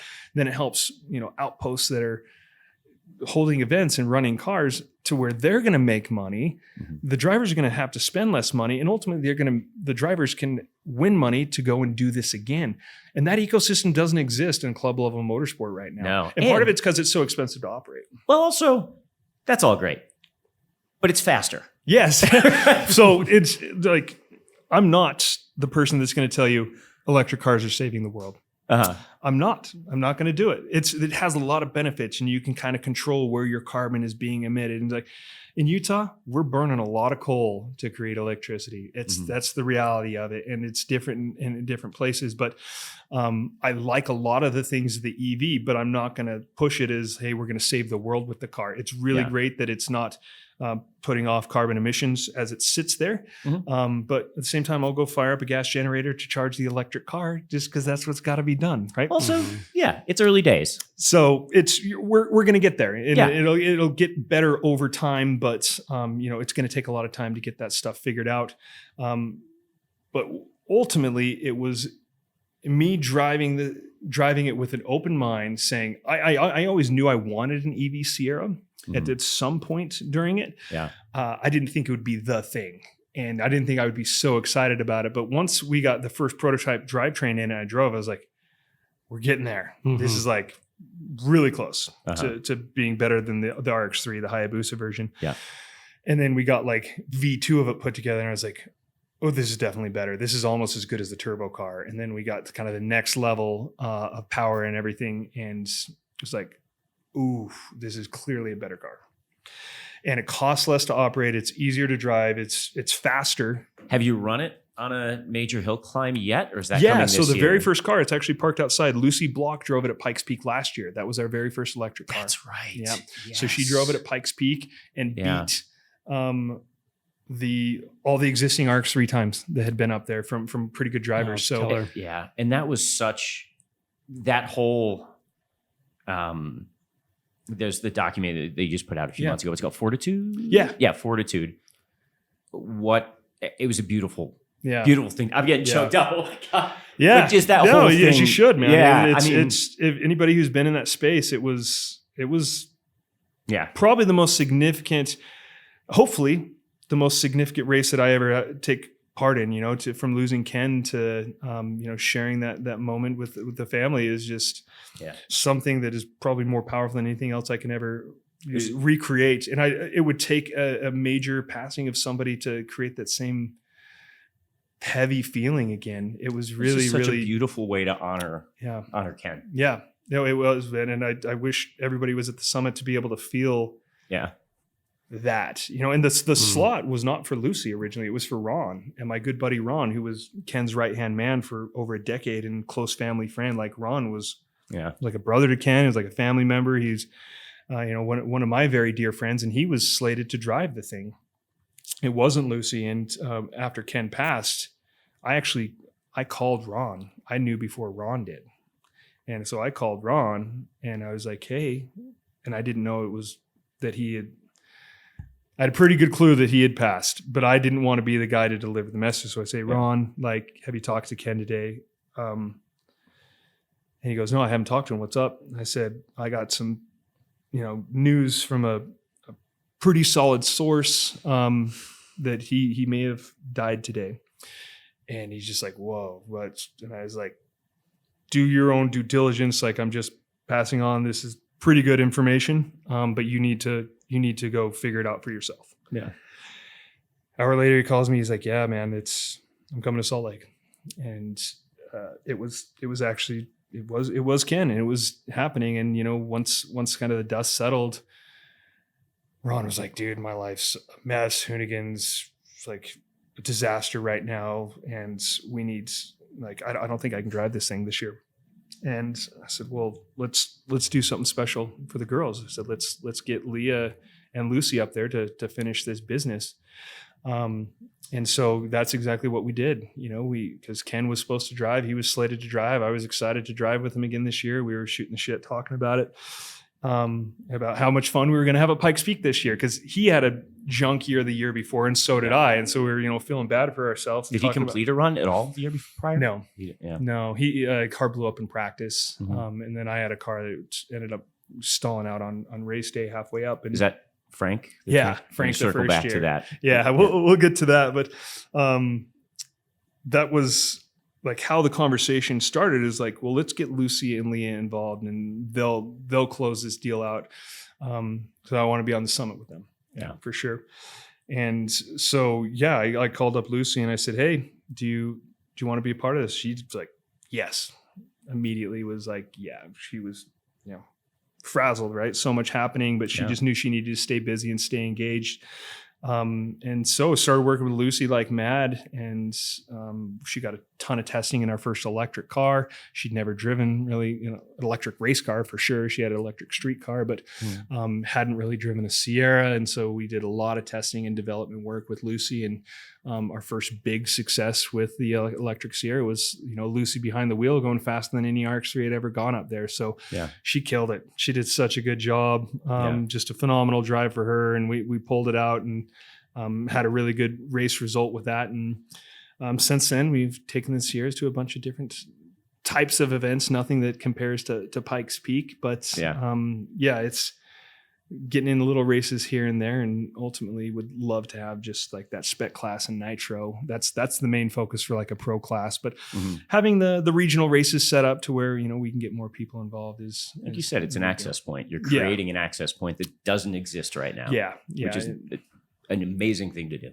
Yeah. Well, it's just, I am that broke kid, right? Yeah. Even just sharing your story. It's just, I want more people to have access to that. And you can see when people come through the gate, if they're like kind of new to motorsport, they like cars, whatever, they can see themselves drifting. They're like, oh, this looks like a $200 car, right? And that looks like fun. Like they can dream about doing it. So and everybody's really every part of the over car is there. a different color. So that, So clearly it doesn't look more expensive that way. Does it? So the accessibility over on the drift side, it's like a warm community. It's just people are welcoming you, giving you ride-alongs. It's like, that's a good vibe. Yeah. And the road race stuff, it's a little more uppity. It's a little more elitist. Yeah, for sure. And it's unfortunate. It doesn't need to be that way because there's so many kind people in there, but it's just like, that's the way the paddock kind of gets. And so it doesn't lend itself well to where people are going to come through the gate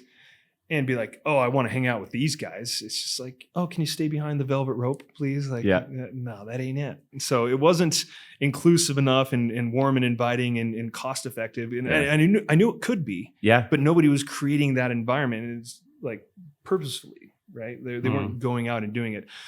More on like the road race and rally side and thinking that people need to fit a box, like, oh, I'm a road racer, or I only do endurance, or I only do off-road, or I only do drift. Like, it's all awesome. You don't have to just say this is my one thing. Yeah. And the Sierra is a car that can go and do all those. We can do Gymkhana, we can jump it, we can do asphalt lap times, like time attack, whatever you name it. This car can go and do all of those things at that same low cost point. So whatever you want to be doing with the car, whatever you enjoy as a driver, that car is going to be able to do and do quite well. So it's 7 years in the process, I guess, now. And I'm doing what I thought we should have been doing on year 3, You've created something that so many people dream about. And now it exists. Like you're saying, something that can do all these different things because there are so many people that are interested in all these different things. And now there's one tool that you can, unbolt some things, bolt some other things on, and then it does a whole different thing. Right. Yeah. And there's so many tracks with like underutilized surfaces and stuff like that. Like I did, when I started this program, I was like, if I can be 80% of a trophy truck and 80% of a F1 car, like, bro, there's nobody that's covering that wide range. Not even there's close. No car. Because, there's some radicals and they do this kind of stuff. And you've got some UTVs that are kind of doing this kind of like off-roady stuff. But nothing is crossing over, across those surfaces like the Sierra is. And that was the goal. It was to do that thing, to be more inclusive, to cost less money, but not take away from the fun. Like it's the biggest like hurdle in motorsport for me is like, how do you spend less money and go faster? Like the answer is you don't. You just don't. And when we did the EV Sierra, it was like, oh my gosh, it's faster and it costs less money. And now we can offer a warranty and we have scalability. It's like everything got better. It was just this perfect storm where we were truly able to reduce costs and go faster. And I'd imagine that was a big piece of you becoming a support race for Nitrocross. The fact that they run in EVs. Their top class is EV. Yeah. And they like the style of the car. They like the speed of the car. They like that it's a good feeder series. And, money, this is another Steve Burns quote, the VP guy. He tells me, follow the money and follow the logic. And when the Nitrocross announced, EV is going to be their top class, I was like, what? Rallycross is like anti-lag, standing starts, like sequential transmission. Like, I don't know.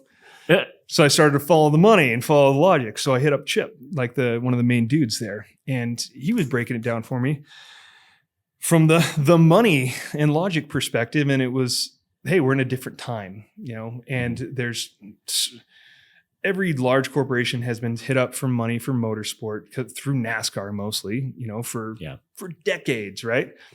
Well, a lot of these portfolios, a lot of these companies, they need a certain chunk of their portfolio needs to be in renewable energy or something green.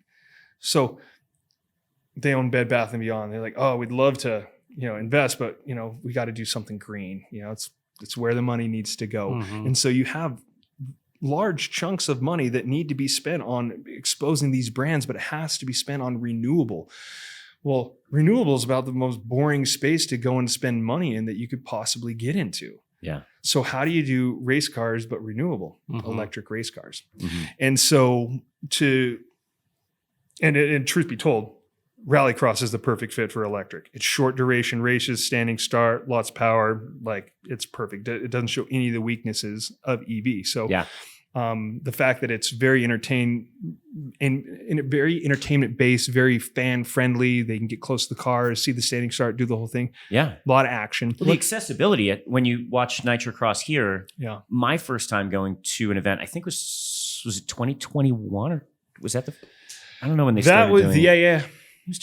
I was amazed that you could walk around the paddock. There's, like you were saying, there's no velvet rope. I mean, there is actually a stanchion, so you don't get in the way of the mechanics. Right. But you're walking around sort of in it with the drivers, which is so unique. That's something you don't get. And in my opinion, if Nitro can't make it as like a spectator-based race series, we're all doomed. It's like watching a shotgun fight in a closet. Those guys are just going at it in limited tight space, banging on each other. It's just what size fields do you think they can run realistically with the format and the track size and what size fields? Oh, they're pretty much capped at about 8. Okay. 8 cars. Do you think they could run 12 or would that just be too much chaos? You could run 10 Sierras. But it just starts to get a little hectic. Yeah. And you have people making mistakes from the back influencing people further up races. And so there's this sweet spot on how many cars are out there. And also one of the cars, they only run like 6 laps, maybe 8 laps. Yep. And you don't want the leaders catching back markers. And so they run that short durations for that. So they don't want too many back markers to where there's like lap traffic. Same question, but with Class 11s. What do you think, 40? Is that about the maximum you'd run on track? Unlimited.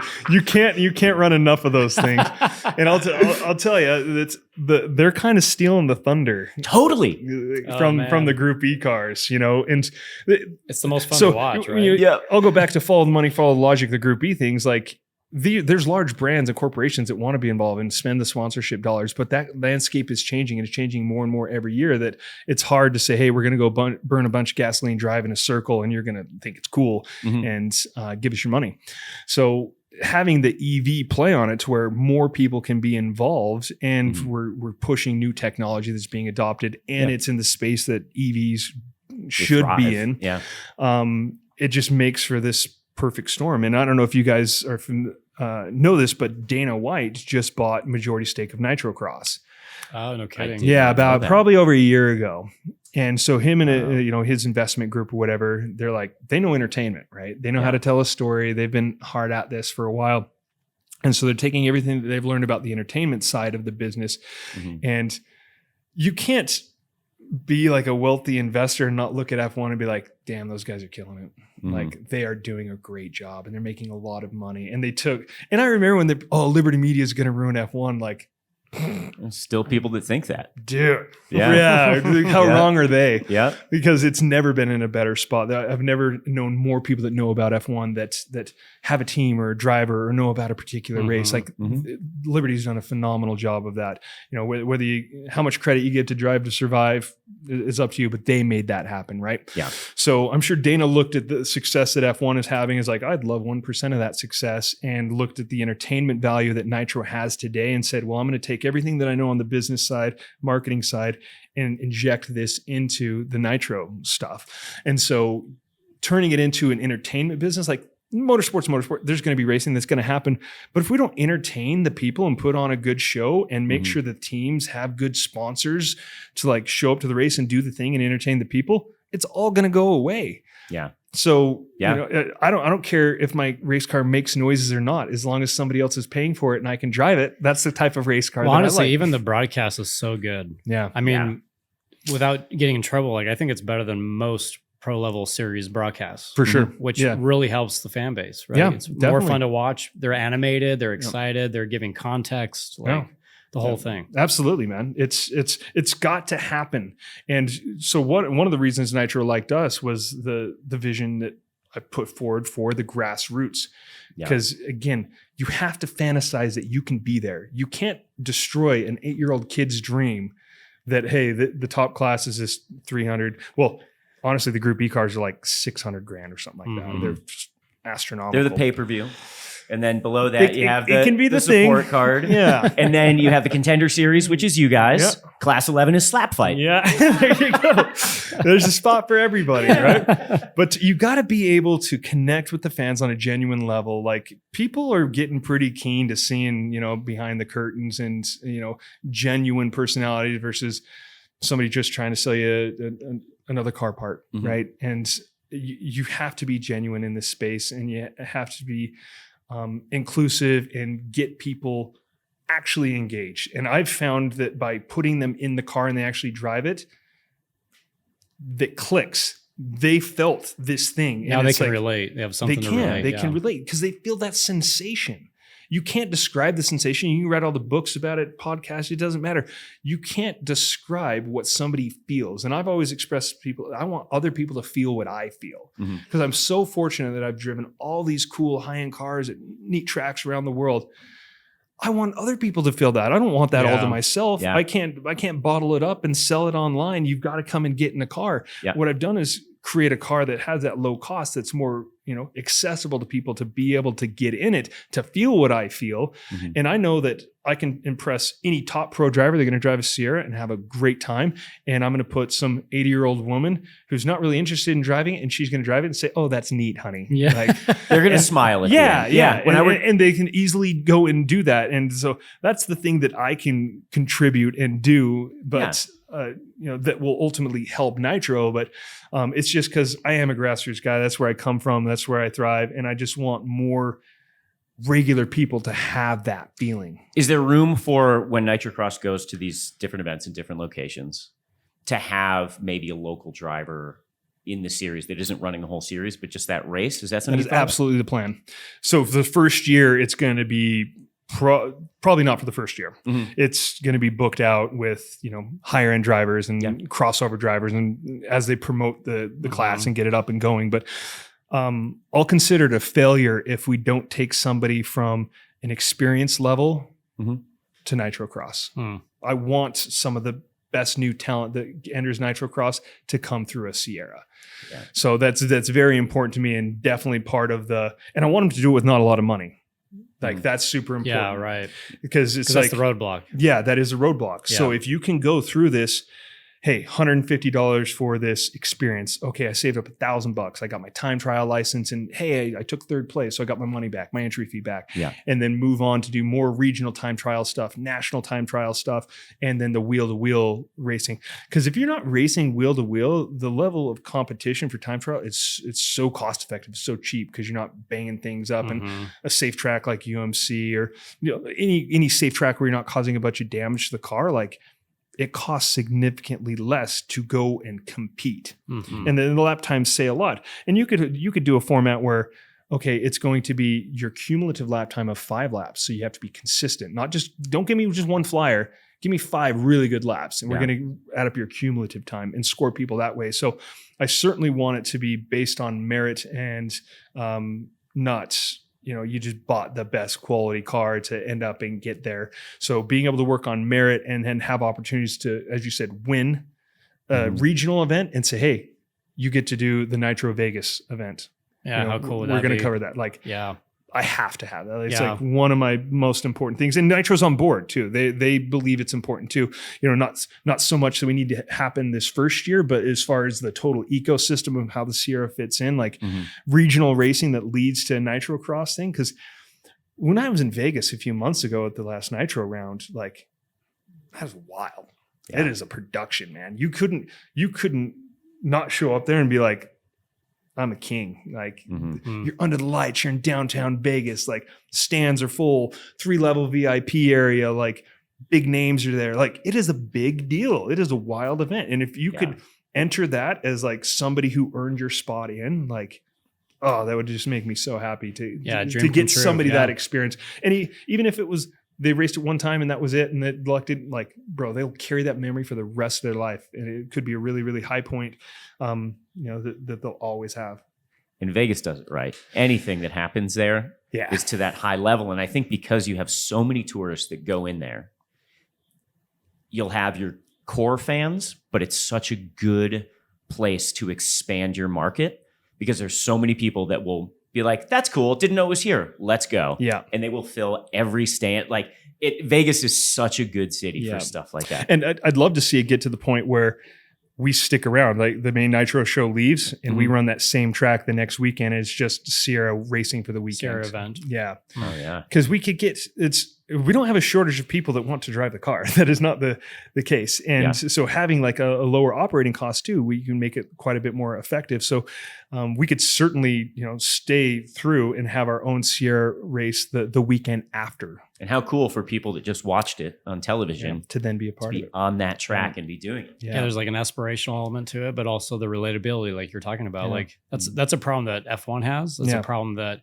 IMSA Hypercar has. Yeah. Like people can't dream of what it's like to run a GTP car or a Formula car, right? And no, it's tough, man. And it's like you can only be so enthusiastic about the brand or the type of car or the track they're at that weekend. Like they're not all in, right? They don't dream like, well, how am I going to save up this $1,000 to do this next thing, right? Or get to this race. Yeah. And it has to be $1,000. It can't be $30,000. Like you lose so many people at that price point for a weekend, right? Like there's just a lot more people that can save up $1,000 for a weekend experience that they might break even on than I've seen this, man. And it's a sad thing. Like and I'm a parent, so I have 2 young kids and I want to believe that they are the best at everything that they do. And I want to fund any passion they have. They are cool. They are. Yeah. Are they, do you think they're going to go down Dad's if path? they want, they're into it. Are they showing interest? Yeah, they're into it. So I'm not pushing them into it. If they want to do it, they can, right? And but they're definitely leaning towards it. But I've seen parents go out and take a second mortgage out on their house to rent a weekend because their son might win and impress Mazda or Porsche and get the next thing. It's like they go and they vaporize $30,000. Maybe their kid did good. Hell, maybe even they won. Yeah. It doesn't get you the next race. It doesn't mean much. It doesn't. Yeah. And I just saw it time and time again. And you look at the people like Road to Indy people, even they're getting hosed. It's like they fought in the MX5 Cup and won. Like, holy shit. Whoa, how wild that they won one of the most competitive race series. And it's like, you need some luck in that series too. You just can't be flat out fast. You need some luck. Well, it happens at every level of motorsport. I mean, how many IMSA like silver drivers are there? Yeah. They don't have a seat that have won championships. Yep. But if they're not bringing $250,000 with them, they have no seat. Yeah. And I see it time and time again. And like, you got the coin, great.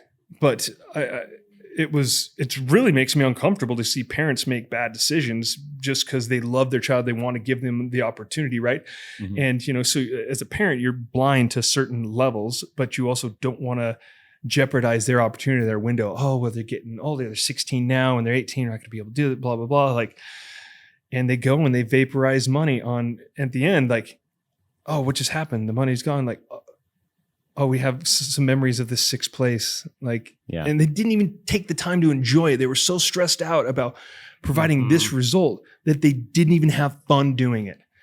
And when I was in pro racing, as I worked into like, I'll date myself here. I was working in the American Le Mans series. Oh, and right so I was a mechanic in that. And you would just see the the money vaporized and the people just disappear. Yeah. And they had nothing to show for it. And a lot of So many people talented that burn hot and then they're done. Yeah. And they just disappear. And it's just a sad deal and it made me uncomfortable to see like families do that. And I knew that they didn't have a shot, right? And even if they did win, as you said, there's no guarantee that it gets you nothing in most cases. So you won that race. Yeah. And then what have you done for me lately? The next race and the next race. Yeah. When I worked in that series, at the time I was working on a Ferrari GT2 team. And so we're spending a bunch of money, racing cars, whatever. Then you look at the LMP teams, like, those guys are vaporizing money so bad. And guess what? They're having less fun than us. It's like the more money you were exponentially spending, the less fun they were having. Mm-hmm.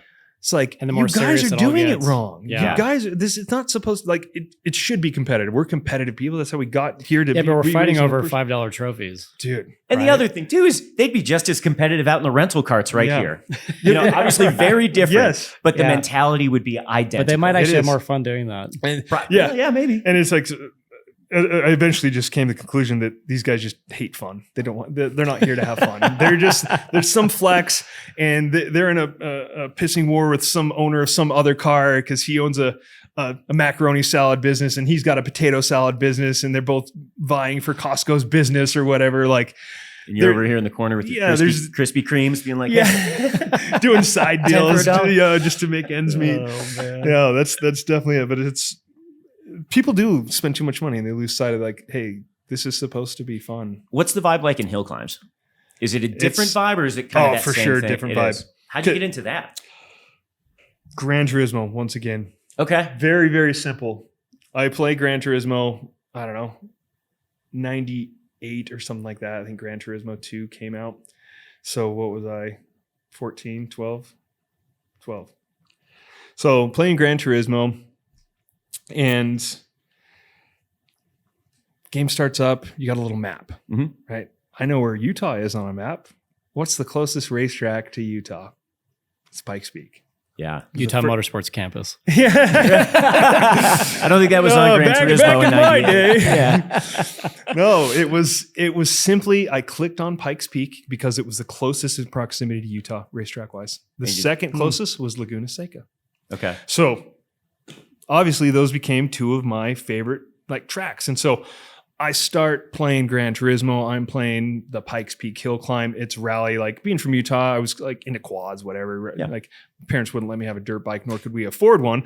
I was into it. Was there a dirt section in the Gran It was Turismo 98? all dirt. So it was the whole way was okay.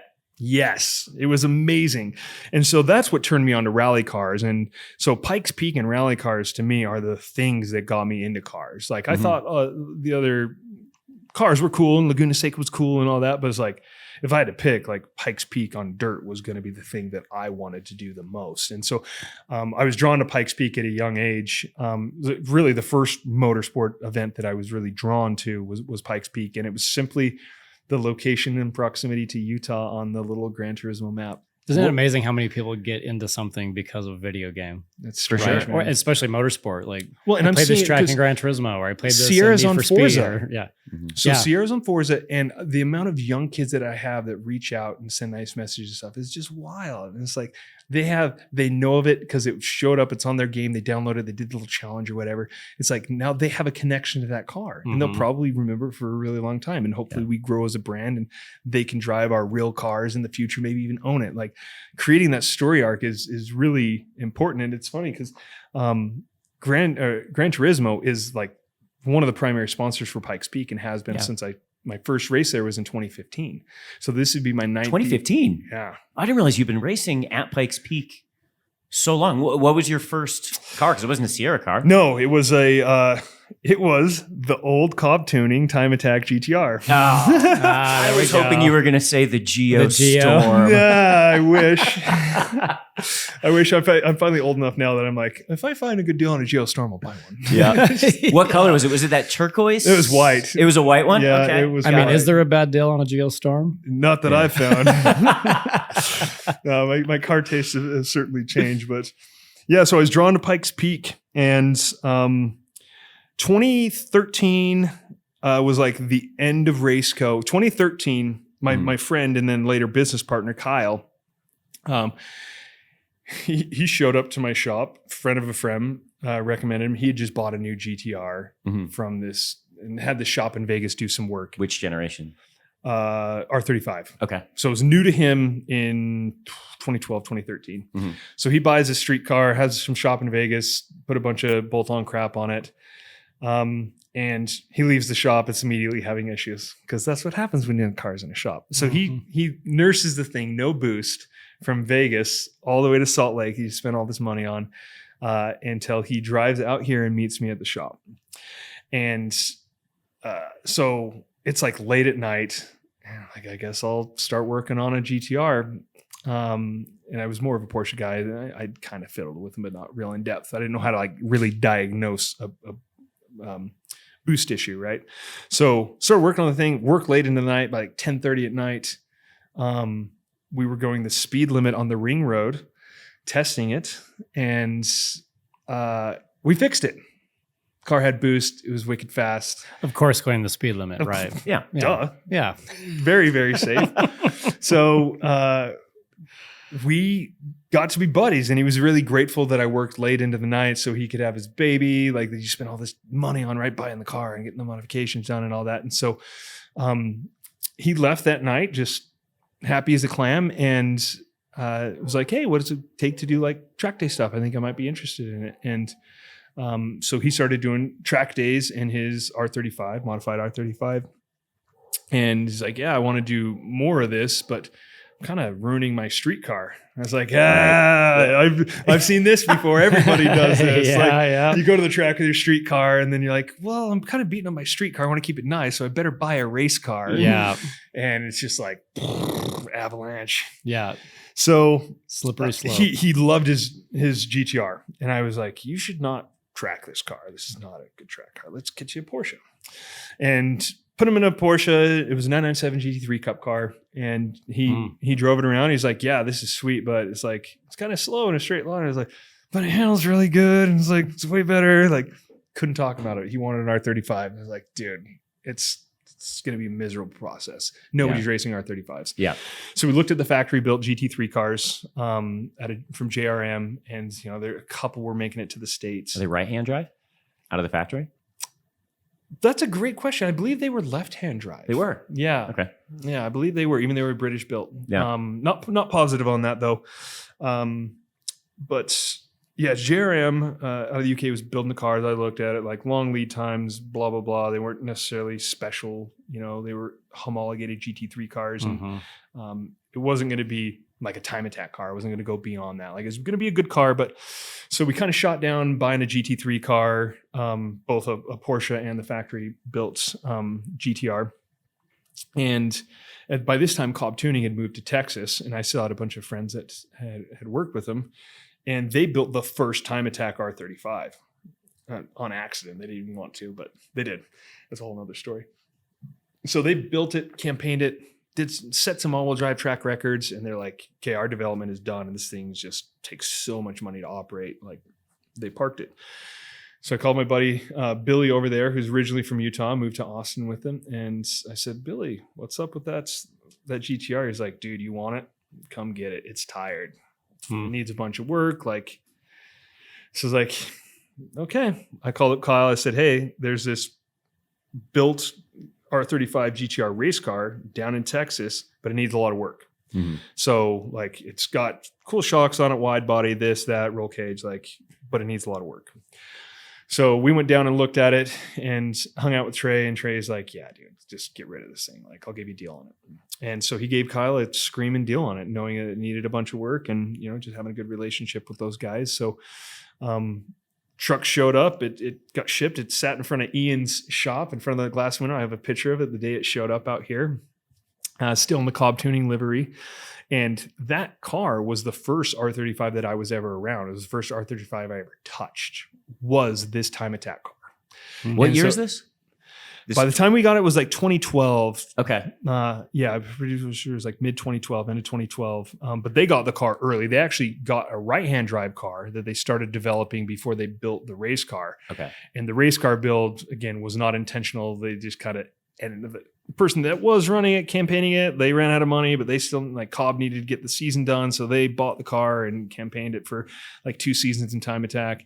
Then the Redline Time Attack group, like, scammed a bunch of people, and it just, like, ruined Time Attack for a period of time in the US. So they're like, we definitely are doing it. We don't have the money. Come do something with this car.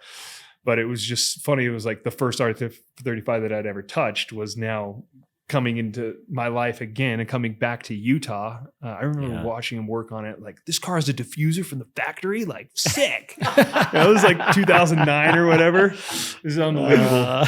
So, that car came back into my life, and we refreshed it and got it going and did some like basic time trial stuff here with NASA. Yeah. And he's like, hey, what's next? I was like, well, we can travel. Like, I like Time Attack and Pikes Peak. Like, those are the things that I'm into. Like, if you want to get into that.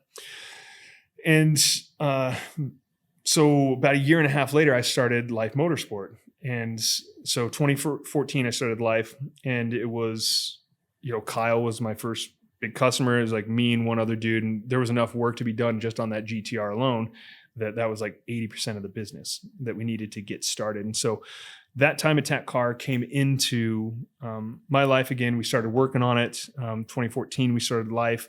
And then 2015, I asked Kyle if I could drive that car up a Pikes Peak. It's like kind of a big ask, Yeah. But we were doing, so Kyle was like, hey, I need all this work done on my car. You need money to start your shop. And he's like, why don't you just work off this loan over the next couple of years on the car? So you're basically making payments. I own the business, is my thing. I own all the equipment. And as you pay it back over time through labor, you're going to get, your half. I was like, rad, let's do it. I have no other way to do that. So thank you for the offer. Yeah, so great. yeah. By that time, we had already been working together, close to 2 years. And so we knew each other pretty good. And, the ball was in his court. Like, he owned the things, right? Yeah. And I knew for sure that was what I wanted to be doing. He gave me a really cool opportunity, was like my business partner in LYFE, and helped me get the shop going, and was, 80% of the work that we needed to stay relatively busy, and then scaled up from there and did some other things. And obviously he gave me some really cool driving opportunities. So by 2015, I did my first Pikes Peak event in the Cobb tuning Time Attack car. It That's was killer, That yeah. was now the Just LYFE jumping Motorsport right car. into the deep end with that, huh? Yeah. Well, and bro, Randy Popes, who I had looked up to. Oh, guy's a legend. Yeah, right. He was driving an R35 the same year in 2015. And so rumors going around that we have 1,000 horsepower, which we didn't. We had like 780 or something like that. Still stupid amounts of power. But so Randy's like, so I hear a rookie's driving 1,000 horsepower GTR. And I was like, hey, Randy. Had you met him before, or is this your I introduction? met him, but he didn't know me, Got it. And now we're, on the first name basis with each other. Yeah. But I kind of just got dissed by a hero, right? And guess who went out and wrecked the car like the next day? It was me. Oh, no. Yeah. It was like a pretty good hit. So it wasn't power related either. It was braking bumps. So Pikes Peak is a toll road 364 days a year with a speed limit of 15. They don't care about speed. They don't need to have a perfectly manicured road. And up at the upper section, as you get near the top, there's this permafrost, and it causes these large heaves in the road. Like they're big, big bumps, like wicked bumps. So I'm doing my first practice, my very first practice. I'll never forget sitting on the start line of practice. First day at Pikes Peak, I was like, dream coming true. Holy crap. I'm at Pikes Peak racing a GTR. This is wild. So I do my first run. I was like, yeah, that felt fine. I'm going to go a little bit quicker. So I think it was either my second or third run. I went too deep into the braking bumps, and the car still had factory ABS. And it was just like, oh. So I skip over the first bump, pile the splitter into the second bump. It broke the splitter off. It went underneath the left front tire, and the car just turned sideways. Ooh. Just took Into the mountain? into the mountain. Thank God. Thank God. Wow. If it would have went right, game over. Car It's hard. totaled. It would have been like the end of everything. It's hard to watch videos when you see some of those turn-in points or breaking points. The level of exposure is. Do you see it when you're going up the hill, or you're looking at your line? You're I'll doing what stop you're doing it the day I see it. Okay. Yeah, I'm not to that point. I'm completely in my zone. I'm very, very comfortable there. I don't think about the consequences in that regard. And if I did, it would mess with me. Does it change every year, the track, as far as where the bumps It changes during the day because the sun, once it hits on it, picture like a wadded up carpet. Yeah. Versus when you pull it out so it'll relax and heave from morning to night. And it'll change. And so it doesn't always get better like as the sun's on it. But we only practice on it from 5:30 to 8:30 in the morning. So you have to be up at 3 in the morning at the gate to get through, to set up your pits, to practice at 5:30. So the second there's a sliver of light in the air, they start sending cars for practice. But you literally have to be off the mountain by 8:30 so they can open it up as a toll road for the rest of the day. And so your practice is done in like dark, freezing conditions, water running from ice across the road. There's still snow up there. Yeah. But then on race day, you race after 9 a.m. typically Sun's hit it. to later in the day. Yeah. Not only has the sun hit it, but everything looks different. Your visual markers, because they have barriers up and banners and hay bales and like, so all of your visual markers they have to be above like sight line. They have to be above where the fences and stuff would be.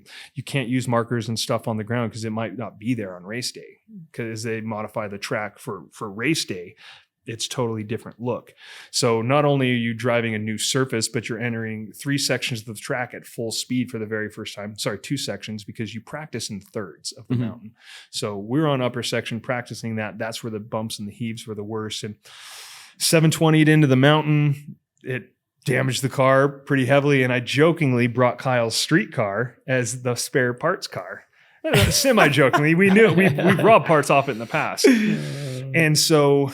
And as a rookie, you have to practice all 3 of those practice sections. You have to do upper, lower, middle. You've got to do all of them to qualify for the race day. And it's like, I luckily had finished 1 run on upper section at least. Maybe I did 2, I forget. So I checked that off. The next day, I needed to do middle section or whatever. And we had to fix the car. Like this car that had just spit its guts out everywhere needed to run at least good enough for me to complete 1 run on a practice section the next day. I didn't know anybody in town there. I didn't like have connections. Like now it wouldn't be nearly as a daunting task. But then I didn't know anything, right? I didn't know anybody. And the tow truck driver's like, hey, my buddy has a shop in town. He can help you get this. And we had the streetcar. So we started taking the streetcar apart and taking parts off that to like, we just had to patch this thing together. It didn't matter what I did, but I had to complete a run on that next section the next day. And I was like, then we can sleep and fix the car a little bit better and fix the car a little bit better. And then like make it good for race day. But that's, my first day is like Randy Popes was right. And like, did he circle back with you on that? Well, let me round out the story. I circled back with him. It gets even better. So he's in an R35. I'm in an R35. I'm like, man, I have a chance to beat Randy Popes, like childhood hero, like, as far as racing goes, like he's been in it a long time, right? Very, very competent driver. And now I get to race against him in the same vehicle on the same track, same day. Like it's the stage has been set. And so, yeah, he talked a little crap at the tech line and he was partially right. But we battled through all week. The guys, everybody stayed up through the night, multiple nights in a row just to patch the thing together. So we had a standing shot on race day and we make it to the line on race day and the car's not looking too bad. We got it largely back together and kind of, I think we raced without a rear bumper and 1 stock radiator, like our 3 radiators and stuff. It was patched together, but it's all right. So race day happens. Randy takes off. He qualified ahead of me. He's flying up and he flies off the mountain. Dude, totals the car. He's fine. Yeah. Wadded up the car, totaled it. So I beat Randy Popes on race day. As a rookie. As a rookie. Look at that. In an R35 because I made it to the top. How long did it take to set your first record? At Pikes Peak? Oh, man. 2020. So it was 5 years. 2020 is I had the breakthrough year. That was my sub 10 minute, which was always the goal. Like sub 10 for me at Pikes Peak was. In the Sierra? I did it in the Sierra, yeah. Yeah, so it in a car that was built in my own shop, like from scratch, it made it that much more special. Absolutely. But sub 10 was always the goal. And the GTR could have gotten there, not that first year, but it could have been the vessel to get there. But after that Pikes Peak deal, the car was a little wrecked or whatever. And we came back and Kyle was getting more into the time attack stuff. He's like, I want to do this. But we hired an aerodynamicist at this point, and we looked at modifying the existing Cobb tuning car and turning it into a crazy time attack car, like dedicated time attack car / Pikes Peak car. Mm-hmm. And we looked at it, we're like, oh man, we have to start from scratch if we want to do this right. And so I found a chassis that was brand new car that was submerged in 2012 that became Sydney, the GTR that we race today. So the Cobb car, COTA? Yeah, that's the one I ran at COTA just recently. And that's, that car, it was partially his name Sydney because we went to World Time Attack in Sydney, Australia in 2015. So the idea, we started building that other car even before we went to Pikes Peak. And so Frank the Tank, the Cobb car. Oh, that's the Cobb car. That became Frank the Tank. Yes. So later we retired that car. So that chassis sat in the corner of the shop like, oh, we got to do something with this, and didn't know what to do. And it later became Frank the Tank, the diesel powered car, which I then again ran at Pikes Peak. Who had the idea to drop a 6-liter turbo D's? So it started as an April Fool's joke. We built this car for a customer. It was a truck, actually, a 55 F100 Ford, and we put a Power Stroke engine. The guy that owned the car owned a Power Stroke performance business. Yeah. And he just loves Power Strokes and liked the truck. And I drove the truck. I was like, damn, dude, this thing's actually really fast. He goes, yeah, I told you. And that's not even on nitrous. And I was like, wait, is nitrous like tough on engines? He's like, no, diesels love nitrous. Like they just consume it. They love nitrous. It's like, okay, like I'm kind of getting interested in this thing. And so I drove that truck, and it was pretty freaking hot rod. And I was like, oh, what if we put it in, we had this chassis, we had the engine, we had the 3D scan of the engine from the other project. I was like, oh, let's just, as an April Fool's joke, let's put the engine inside of the chassis and just like see if it fits. Like, oh, it fits. And so we started joking like, oh, we're going to build this diesel power thing. So on April Fool's in 2018 or whatever, we put out the joke like, hey, we use a picture of the GTR. We put a like big cloud of black smoke coming out of it, and like, hey, we're going to build this diesel GTR. And then we kept talking about it. I was like, actually, this is like a thing that we could do, like, because that project had wrapped up and he hadn't had enough punishment and pain yet. So we had all the molds from doing the crazy aero work on Sydney GTR. And so, like, if I was to go and build Sydney again, I could do it for half the cost and half the time based off of what we learned. Yeah. So I said, if you want a hill climb car, you want to do some cool diesel stuff, like push the Power Stroke, like R35 chassis is the only chassis that's going to handle stupid truck engine torque, right?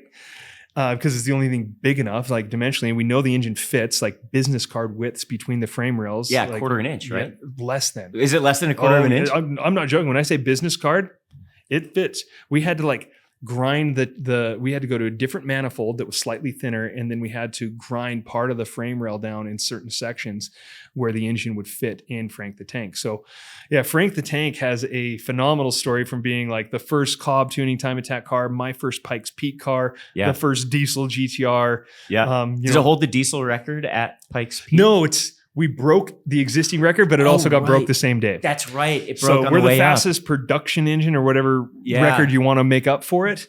Where's Frank now? What's he doing?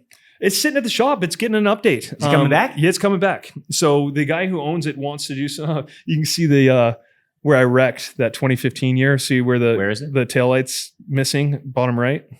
Bottom right. Ooh. Yeah. Oh yeah, on the flatbed. Yep. Ugh. So that's what the rear looked like, and it did not get much better by race day. The front was all smashed too. Yeah, well, you beat Randy Probst. Yeah, ended up working out. It took the long way to get there, but yeah. So Frank is in the shop. It's in great shape. It's actually getting a big wiring harness update, and you can expect it out here doing some time trial stuff. Very cool. Probably some Grid Life time trial stuff.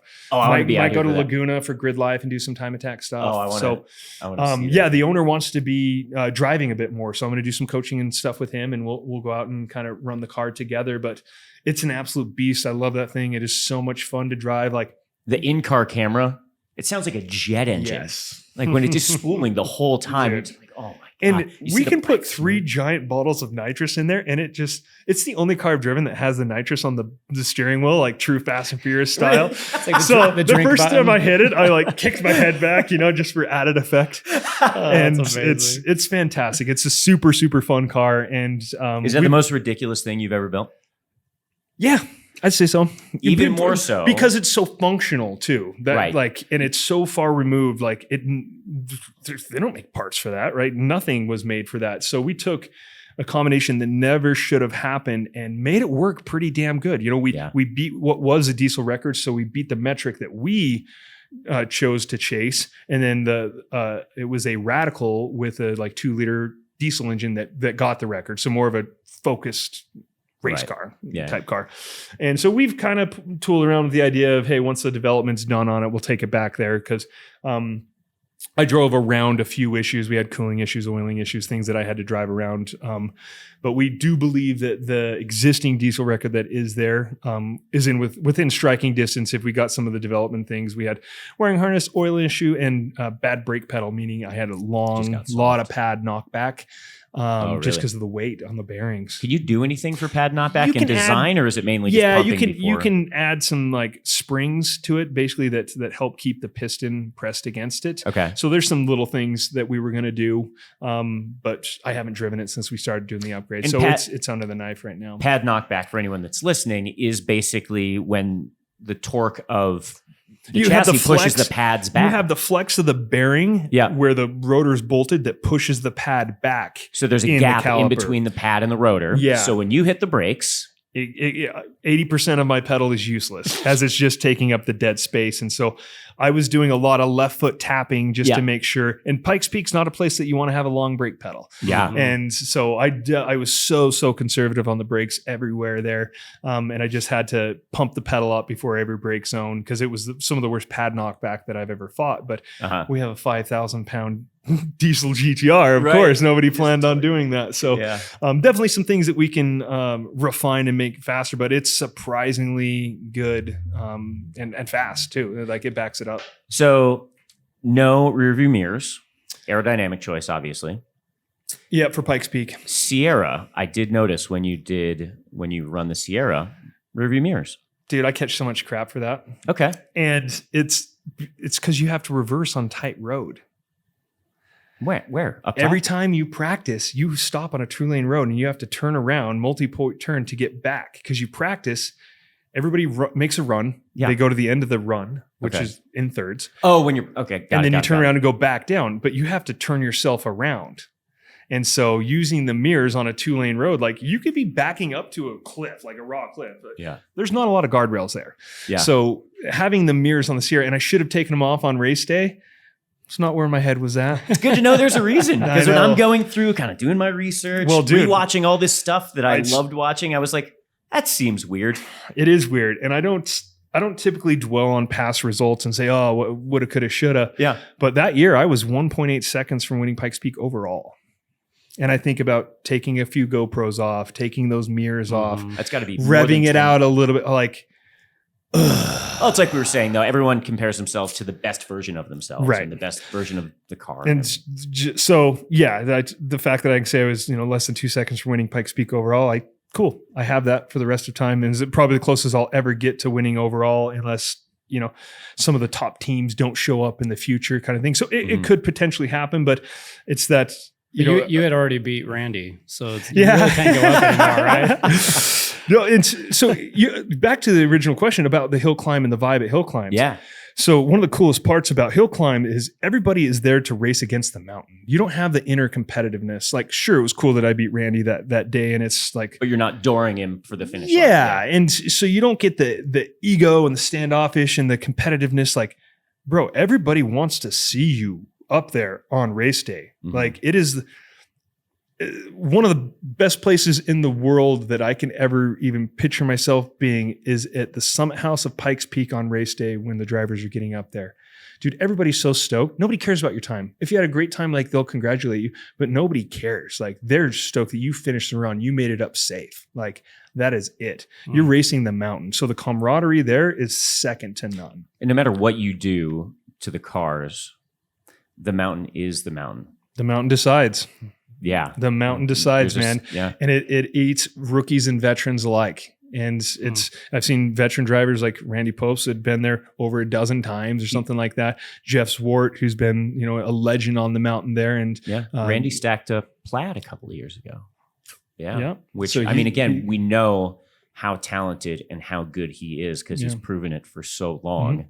And that exemplifies how easy it is Yeah. for the mountain. it bites people constantly.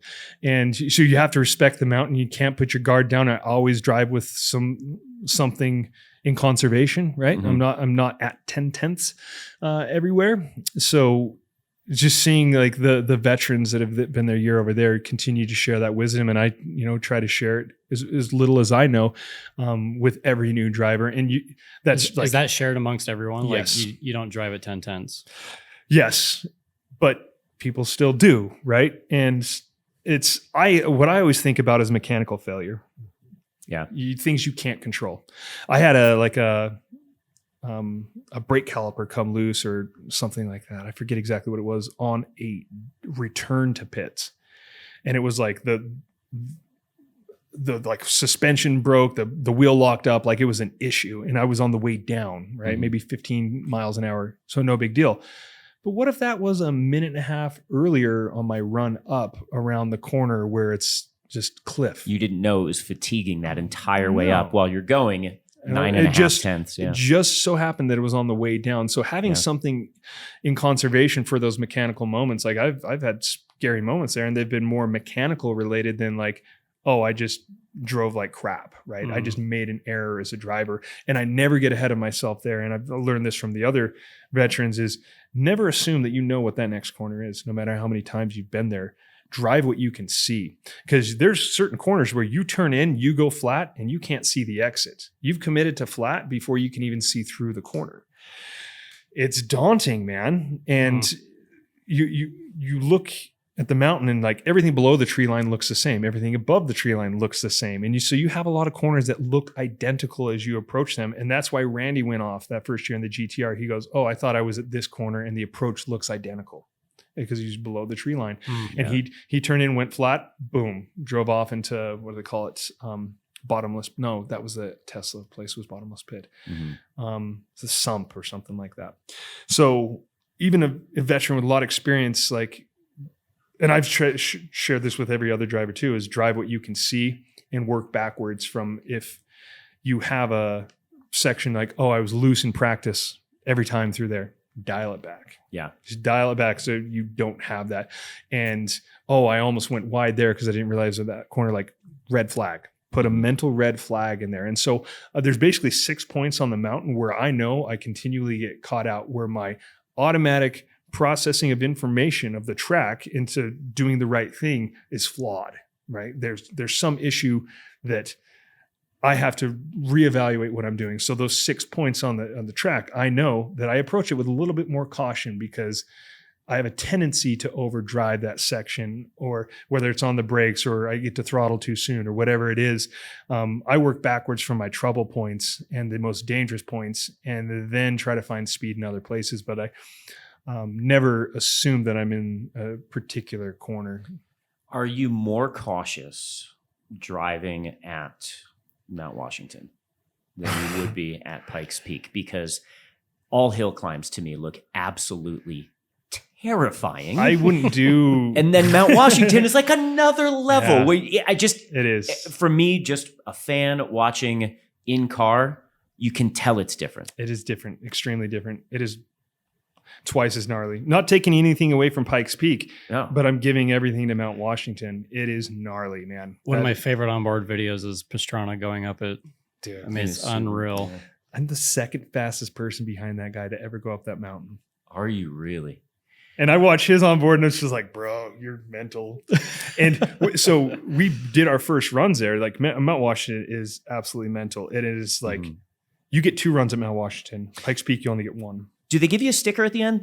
This car climbed Mount Washington sticker? Yeah. Do they really? They do. So I grew up in the Northeast. Okay. And you'd see them. They're the exact same. They're like a basic like Comic Sans font. Not exactly. Oh yeah, but it's pretty. But they much. sell them at the gift shop, and it just says this car climbed Mount Washington, and you see them on these shit boxes, right? Yeah, like yeah. old 240 Yeah. Volvos.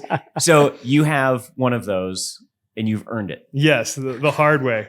Risked my life, man. That's the gnarliest place. And I would never drive something where I didn't feel comfortable. If I got a feeling or if I had to like second guess or question myself, I wouldn't be doing the thing, right? So going to Mount Washington, like I showed up a few days early and I'm hiking the mountain, I'm walking the road. I'm just like, maybe I'm in over my head. Like it was that different of a road, right? Even And the lower sections seem gnarly as hell. Oh, it is. And then it might even be worse because the trees stop you. What's worse? Continuing to roll off a rocky cliff or a tree that's Sudden a dead stop. Right. And so I almost respect some of the tree stuff more than the rocky rollover stuff because I know the car is going to slowly come to a stop instead of that sudden stop. And so trees sketch me out. And you look at most of the rally deaths and it's tree related. It's that sudden stop that gets you. And so I kind of thought like, man, I'm a little in over my head at Mount Washington. What year is this? Maybe 2021. So you already had a lot of hill climb experience. Yeah. Yeah, both gravel and asphalt because there's a there's a gravel section on Mount Washington. That's right. Yeah, and there's a whole gravel hill climb in Colorado Hill Climb Association. So they have a number of events that I was running.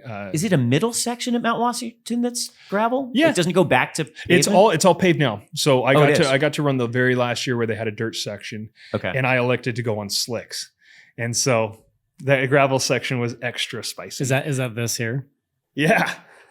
Oh no. No? I don't know what that video is. Oh, I think that's a different podcast I did. But that is the dirt section on Mount Washington. Right. Yeah, but that's not my run. Gotcha. But yeah, that's slicks on dirt.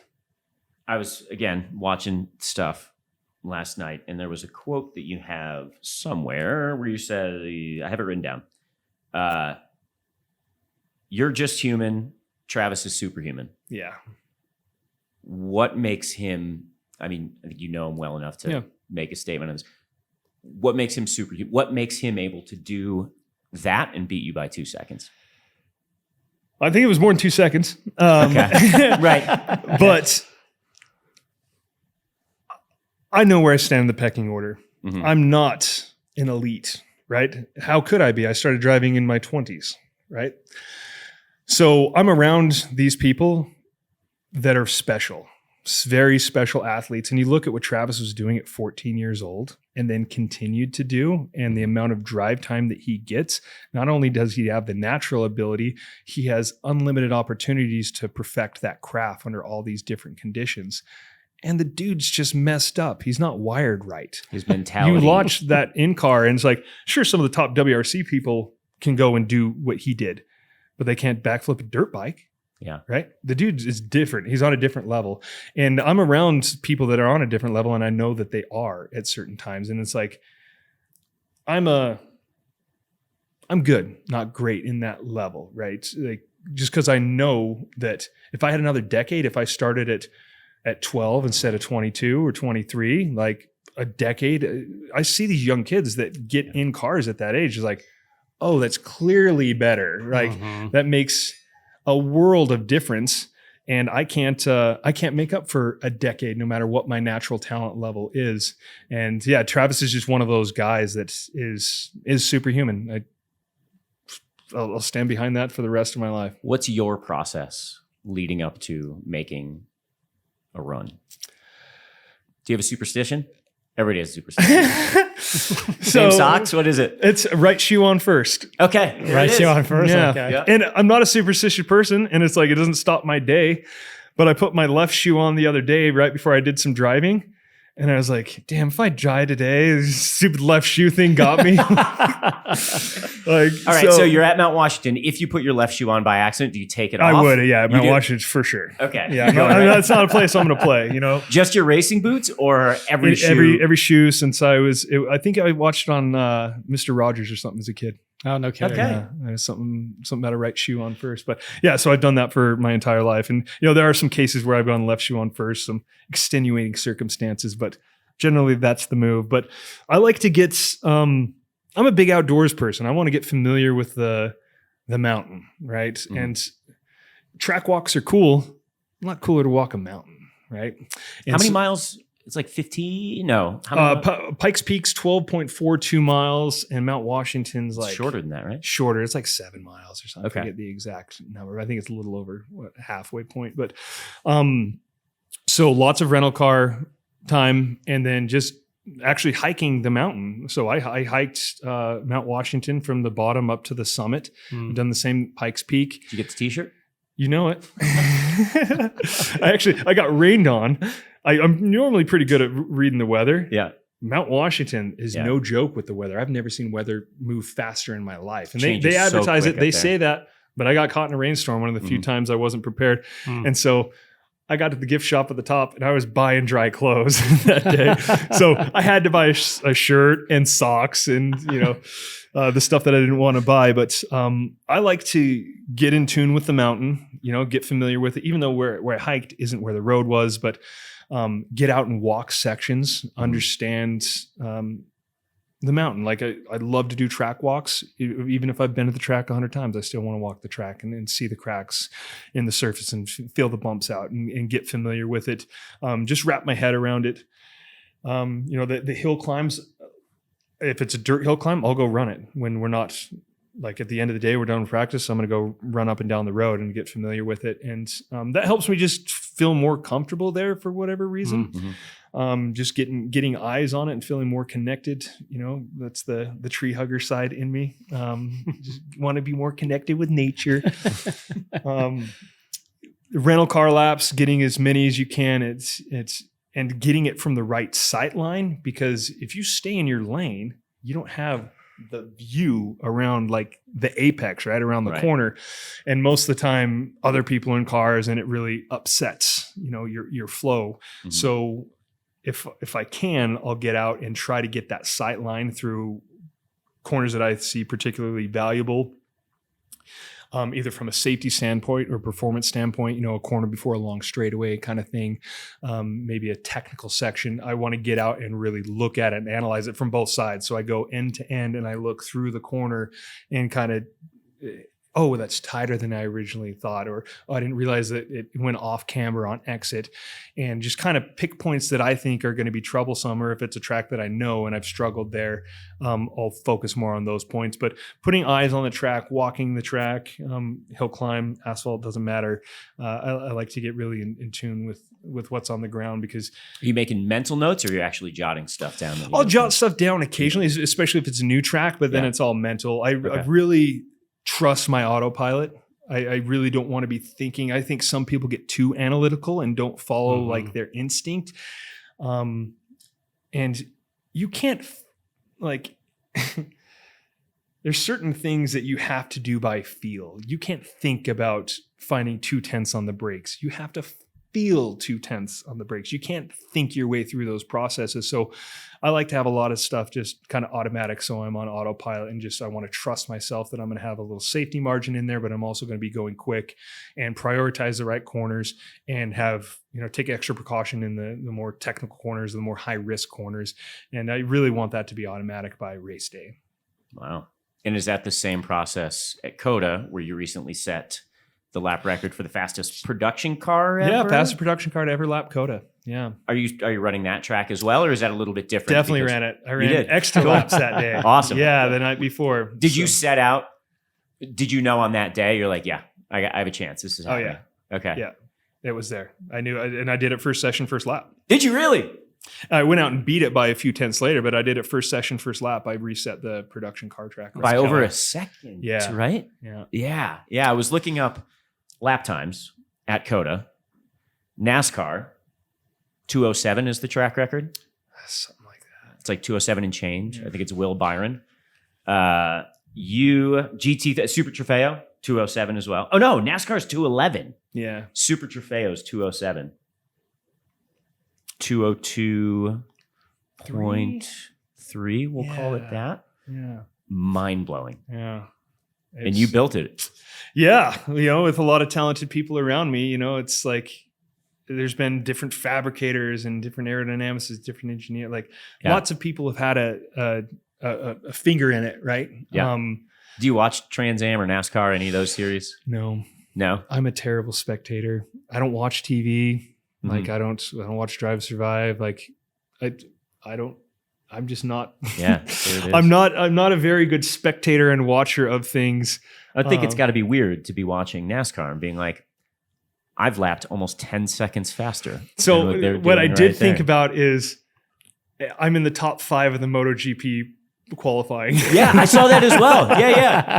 So I did compare myself to those guys because those are some superhuman athletes. So, right. But to think that this street car that we've been tooling around with that is used as a 4-speed, it's a factory style transmission. I don't use first gear. I don't use 6th gear. So I use 2nd through 5th is all I use. So a 2.02.538. 202. 202. Yeah. 0.5. Is that what it was? Yeah. 538. Yep. I swear I went a couple tenths faster than the next day. Maybe that's because some people, they look at me, huh? I'm sure the record's somewhere. This is a typical racing driver, right? Yeah. You set up the track goal limits violation or something?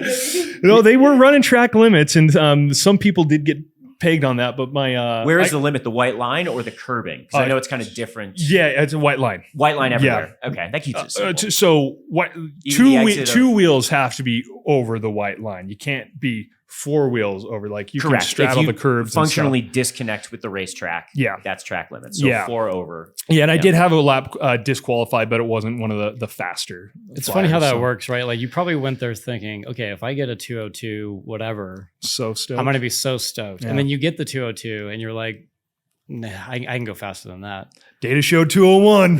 Why did you do that? It's like stupid idiot brain. Like, why just be happy for yourself for just a minute, dude? It stinks. So yeah, the data does show we can go quicker, obviously, but it's so hard to operate these time attack cars at the limit because you're turning up the boost. The tires are only good for 1 lap. It's only cool sessions for like 1 or 2 laps. Is it for like out lap and then you're on it? I don't even go hard on my out lap. So you're just cruising around, getting some temp. And then like 3/4 of the way, 7/8 of the way, then I'll start to pick it up so I don't overheat the intercoolers. Because when we have the boost turned up, our charge air temps go through the roof. How are you getting heat into the tires? Wing and a prayer? Really? No, we start with tire warmers. Okay. Yeah, start with tire warmers because are they limited to like I think it's 140 in Formula One? Can you warm them as much as? Yeah, we can warm it whatever we want. I typically warm to like 180. You do? Okay. Yeah. So I warm to 180 and then they cool down as you get out there. You're running like A7s or? Yokohama. Okay. Yokohama Slick. It's same thing anybody has access to. I think it's the rear of a cup car. Yeah, whatever. A005, I should know. Yeah. A005. You have the hat on. I know. So. I am a Team Yokohama driver. That's right. But there's too many tire numbers and letters, and I did do all these different events, so I forget. But I know the Slick's A005, so we did it on that, and that's the tire that's like the back of the Porsche Cup cars. So we run. So it's probably a medium or whatever that they sell to those guys. So we run 4 of those, brand new, cool conditions, but I don't get to drive that car under those conditions over and over again. It's like you're just holding this hand grenade. You have that flyer and then it's over. That magic lap. It sucks because like imagine if I could have a dozen laps in one day at that power level on sticker tires. Like I could really chip away at it. So it's not like a 350Z or a Spec Miata or a cup car where I have hundreds of laps in something where it's like really figured out and like I can tell you where the tires are at and everything, and you're running the same power level where you can really like hone in on the performance in each particular corner. It's like, damn, turns out turn it up 400 horsepower and your brake marker changes like quite a bit. Like, okay, so you're learning as fast as you can and you're constantly changing the car and then trying to optimize certain track conditions. And the time attack stuff's really, really tough like that at the pointy end of the stick because you have to do a flyer like right now. There's no out lap, warm up. Maybe I'll do it on my 2nd or 3rd lap. No, you have 1 lap to do it. Hill climb's got to help with that as far as your mental process of being like, there's only a finite number of runs and it's not a lot. Yeah, Pikes Peak, you only get one run. That's it. That's the only time you run the whole mountain. Race day. That's crazy. Does it Otherwise, feel you're similar practicing thirds. from a cadence standpoint? No. No. Okay. Because time your attack tires more are of a- different. The shade on the track is different. There's water running on the track in some areas that isn't. So and then because you practice in thirds, there's 2 sections of the track that you never hit at full speed until race day. Right. Because they got to turn cars around and stuff. And so you're blasting in this new section. You're like, where is the brake zone? And you're seeing it for the very first time as a rookie. You're seeing this brake zone at speed for the very first time. Yeah. And that happens 2 sections on the track, at Pikes Peak at least. Where COTA, it's a very known. Yeah. entity. And you get sim time, quality sim time at COTA. Right. And so I got a bunch of sim time right before I went down to COTA, which is always valuable no matter how good you are. And so I got some good quality sim time, worked with Bruno. He's a stud. Carniero? Yeah. Great dude. Yeah. Great guy. Yeah. And so I remember watching him at the kart track, you know, Yep. when he That's probably killer. was wearing a diaper. Yeah. And so getting some quality coaching from him, he's an absolute stud, you know, Totally. not only in real life, but on the sim. So I got a bunch of great coaching working with him before I showed up because I know I have to be on it. And the other thing that the sim does that I don't think enough people talk about is it gives you a mental priority of corners as far as like mistake and what it costs you or drive it perfect and what it gains you, right? You know the important corners. Yes, Yeah. you know the important corners and like what maybe like, oh, I'm not going to chase a 10th or 2 here because the car doesn't feel In great. the, like, Because I'm S's or gonna, whatever. I'm gonna focus on this, killing it on this corner exit over here. Mhm. Right. And the sim like gives you that data so quickly, and then that spills over into how you actually execute and whether the car setup is going to work. Of course, there's no car on iRacing that acts like that Yeah, GTR. right. And so I'm driving high downforce LMP cars and Yeah. you know, trimmed out GT3 cars, just trying to get everything to The ballpark. to kind of ballpark it. So I know, but ultimately nothing is going to flow like that. Nothing is going to have that much horsepower and weight. You know, it's still a 3,800 pound car. And so you're managing this heavy weight with all this downforce. And How much it's- horsepower were you putting out? It did 1,100 on the dyno. I think we competed at like 1050. Yeah. So from the outside looking in, Global Time Attack, they seem like they've done just a phenomenal job of running a series, having a great broadcast. Like it's a great spectator sport. What's been your experience with GTA? And give us a sales Yeah, I'm pitch. so grateful for them. It's tough to run a series, you know, to run track events, get people to show up, to try to get sponsors and stuff. And it's like they're not IMSA, they're not those people. They're the grassroots people, and they love Time Attack. They're there because they love it. You know, they got their volunteers and stuff that come out. The fact that they've been doing it as long as they have, it's like incrementally getting better is just. It's phenomenal and it's good for everybody because when I have a better quality live stream, I can go to Yokohama and say, hey, I need more support for next year. Any of the sponsors in the car. So it's great. They're getting more people through the gate every single year. They're getting more people in the pit walk and experiencing that and engaging with the fans. And those fans are now turning in drivers. Like they've been going to COTA long enough. Like it was a big deal when they got COTA because our premier event was in Buttonwillow. Great track. Love it. COTA's expensive. Dude, it's like $50,000 a day or something stupid like that to run at COTA. Yeah. And so luckily they had some people step up, say, hey, we'll help you get, you know, we'll help fund this first year. And it's because they love Time Attack, right? And they love JD, the guy who runs it, and they want to see him do well. They want to see the community do well. And you just don't see that same kind of support. You don't see pro teams like, hey, IMSA, if you guys, you know, I'd like to go to this Yeah, track. I'd love to chip in and make that a reality. Like, bro, you'll never see that. Yeah. So it's grassroots enough that you really get that level of engagement. And when they were able to make that commitment to COTA and make it there year after year, it was good for everybody. I know it was easier for me to get sponsor dollars to go and do the race. The live stream quality went up. The amount of spectators that went through, they expect that year after year. And so every single year it's trending that they're getting more people through it. Yeah. So I can't say enough good things about the Global Time Attack guys. And they're just like, from the operations standpoint, they're like the grassroots guys just making it happen. And they're doing a really good job and super supportive for, you know, people if it's their first, you know, competitive time trial event, up to, you know, somebody like me that's, you know, is driving with them at least once a year, and have been for close to 10 years. My first global time attack event was probably 2013. So yeah, over a decade that I've been driving with those guys, and they do a phenomenal job, and they genuinely care. You can't fake that. If they were in it to make money, they would have been gone a long time ago, but they're in it for the love of the support and to keep all the competitors on track. Awesome. If people want to know more about Sierra, where do they go? Pretty easy to find online. Facebook, Instagram, the website drivesierra.com. Very active on all those platforms, and a little less active on the LYFE Motorsport time. So as the Sierra business is growing, I'm not doing much on the LYFE Motorsport side of things, doing some development, some coaching, having some fun, but it's not like a for-profit for the public business anymore. Kyle and I still, own the shop together and do some work on the car, and we have a buddy that does all that stuff, but not too much happening on the LYFE Motorsport side of things. But Sierra's really popping off. We got some really cool and exciting things happening there. Are we going to see Sierra this year's Nitro Cross? The plan is to be there in September. Cool. Yeah. So we've got a third-party group that's going to purchase all of the cars and fill the seats and do the sponsorship and all that as we stay focused on the development and production. So yeah, that's more in what we're focused on right now. But the plan is, Nitro announced it at the Vegas round. We did some demos there. We put some of their influencers and drivers in the car. And the plan is to have 10 cars in grid in Nitro in September.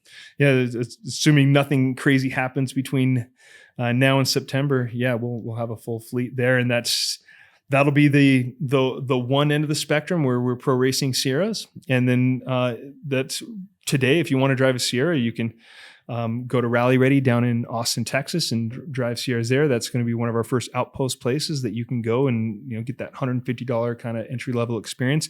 We'll eventually have that going on here in Utah as well, as we can produce more cars and have the ability to support that. But hopefully, over the next couple of years, you're going to see a clear pathway where people can end up in Nitro, and see a way to get there and have a little bit of money, not a ton of money, but a little bit of money to get started and some talent and be able to forge a path to get there. Well, thanks so much for spending time with us, man. Yeah. We took a lot of your day, but this has been awesome. No, I love really this great stuff, to man. hear, It's the backstory and spectacular. Yeah. Thank you. Happy to share it with you guys. And thanks for everything that you're doing out here to support the local community. It's not easy, and it takes time, but it's being recognized and noticed, and the passion is there and the commitment's there. So I want to see you guys thrive and want to work on projects with you and do some driving and share some track time. Yeah, appreciate it, man. Yeah. Anything else, James? Yes, actually. Every podcast I have brought up so far, Mazda Miatas. You know where I'm going with this. Well, it could be going a lot of ways. I got a lot of Miata dirt on me. Okay, well, there's some dirt I don't know apparently, but on Instagram, I found your 2DM at Miata. Yep. Who thought that up? My buddy Bob Boileau. Okay. He was the track director at PPIR in Colorado Springs, and huge motorsport enthusiast. His dad raced. His son races at Pikes Peak. Bob's a stud. And Miata nut. Yeah, he's a big Miata guy. And he probably drinking beers in his workshop one night and figured out that you can do a right-hand drive conversion and keep the pedals on the left-hand side. And so okay, now I know. That's what he did. Because he's in Colorado Springs where everybody goes for Pikes Peak. Yeah. He had one of his British buddies that was sending an Audi over every year to race.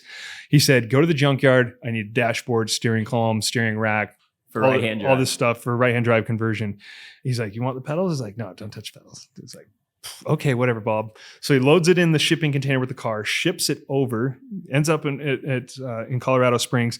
Bob gets the part, converts it to the 2-driver Miata, where you have a driver on both sides. The person on the left operates the pedals and the shifter. The person on the right operates the steering. And it's built out proper. It's like spec Miata build. It's really high quality parts. And he invited me out to race with him at Grid LYFE. Grid LYFE went to PPIR a number of years ago. Yeah. He's like, dude, you got to come drive the 2-driver Miata. I was like, I'm in, Bob. Tell me what I got to do. He's like, well, you're going to be my teammate. And I know you've never driven the car, but I think we're going to win. And so he'd been driving it with his son. So his son, Tommy, broke off and went with some drivers, and there were some of the pro drift guys like Ryan Turk, Chris Forsberg, Odie Backus, like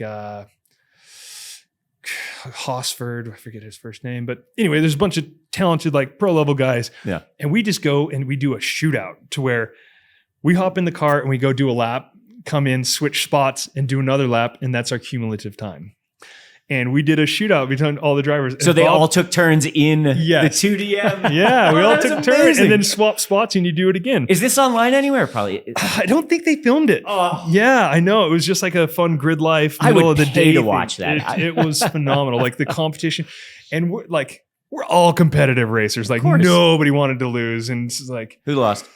not me. There it is. I don't know who is at the bottom of the How do totem you do pole. that as a driver? So if you're the guy on the wheel, are you like watching, or like, sorry, if you're on the Dude, pedals, you just have to anticipate. you just watch for the turn in and you start lifting, like It's you start to jive with this person, Okay, right? yeah. Like Yeah. you start to feel it and like speak the language without speaking the language, because by the time you say something, it's too late. yeah. And so you kind of feel this person out. And I've kind of learned the person on the pedals takes the lead, you know, and the steering That makes person sense, just kind of yeah. like figuring it out. Like you're just like, okay, full throttle. I guess I'll open up the wheel. Like, Sure. Man, that's amazing. but it has made some of the most fun driving dynamic, good times. So we did that shootout. We end up winning. 2 weeks later, I get a package from Bob. I open it up. His t-shirt says 2019 2DM World Champions. And it has our names printed on the back. So just one of those fun things. Like that's people get caught up in so much of the competitive aspect and they lose like the fun parts of it. Right. Mhm. And the 2DM was near and dear to my heart. And we obviously got the championship, the world championship at Grid Life at that time. And how much Miata time do you have? Because this rolls into like a whole nother Miata story. I mean, I'm down for Okay, it. Like, what we do? It's up to you you, can do man. like a side episode, right? Right. So we get that. And Bob had already had a Miata that I had wanted, Okay. the Miata limo. Yep. That's on my list. Okay. So I was with my buddy Danny George in Vegas when he found the Miata limo on Craigslist. I'm with Danny. He sees it on Craigslist. He's like, Not a track car. not a Just track a car. The limo, stretched Miata. stretched Miata, not even done. Okay. And he was the first person in Formula D to compete in a Miata. So he was already the weird Miata guy. And he was flipping them, doing everything with them, knew all about them, but he's like constantly refreshing Craigslist. Lives in Vegas, but he was refreshing LA Craigslist stuff all the time, looking for Miata deals. Mhm. He's like, dude, I have to go get this thing. Like, it's sick. As long as it's not like completely like garbage underneath, I'm going to buy it. Yeah.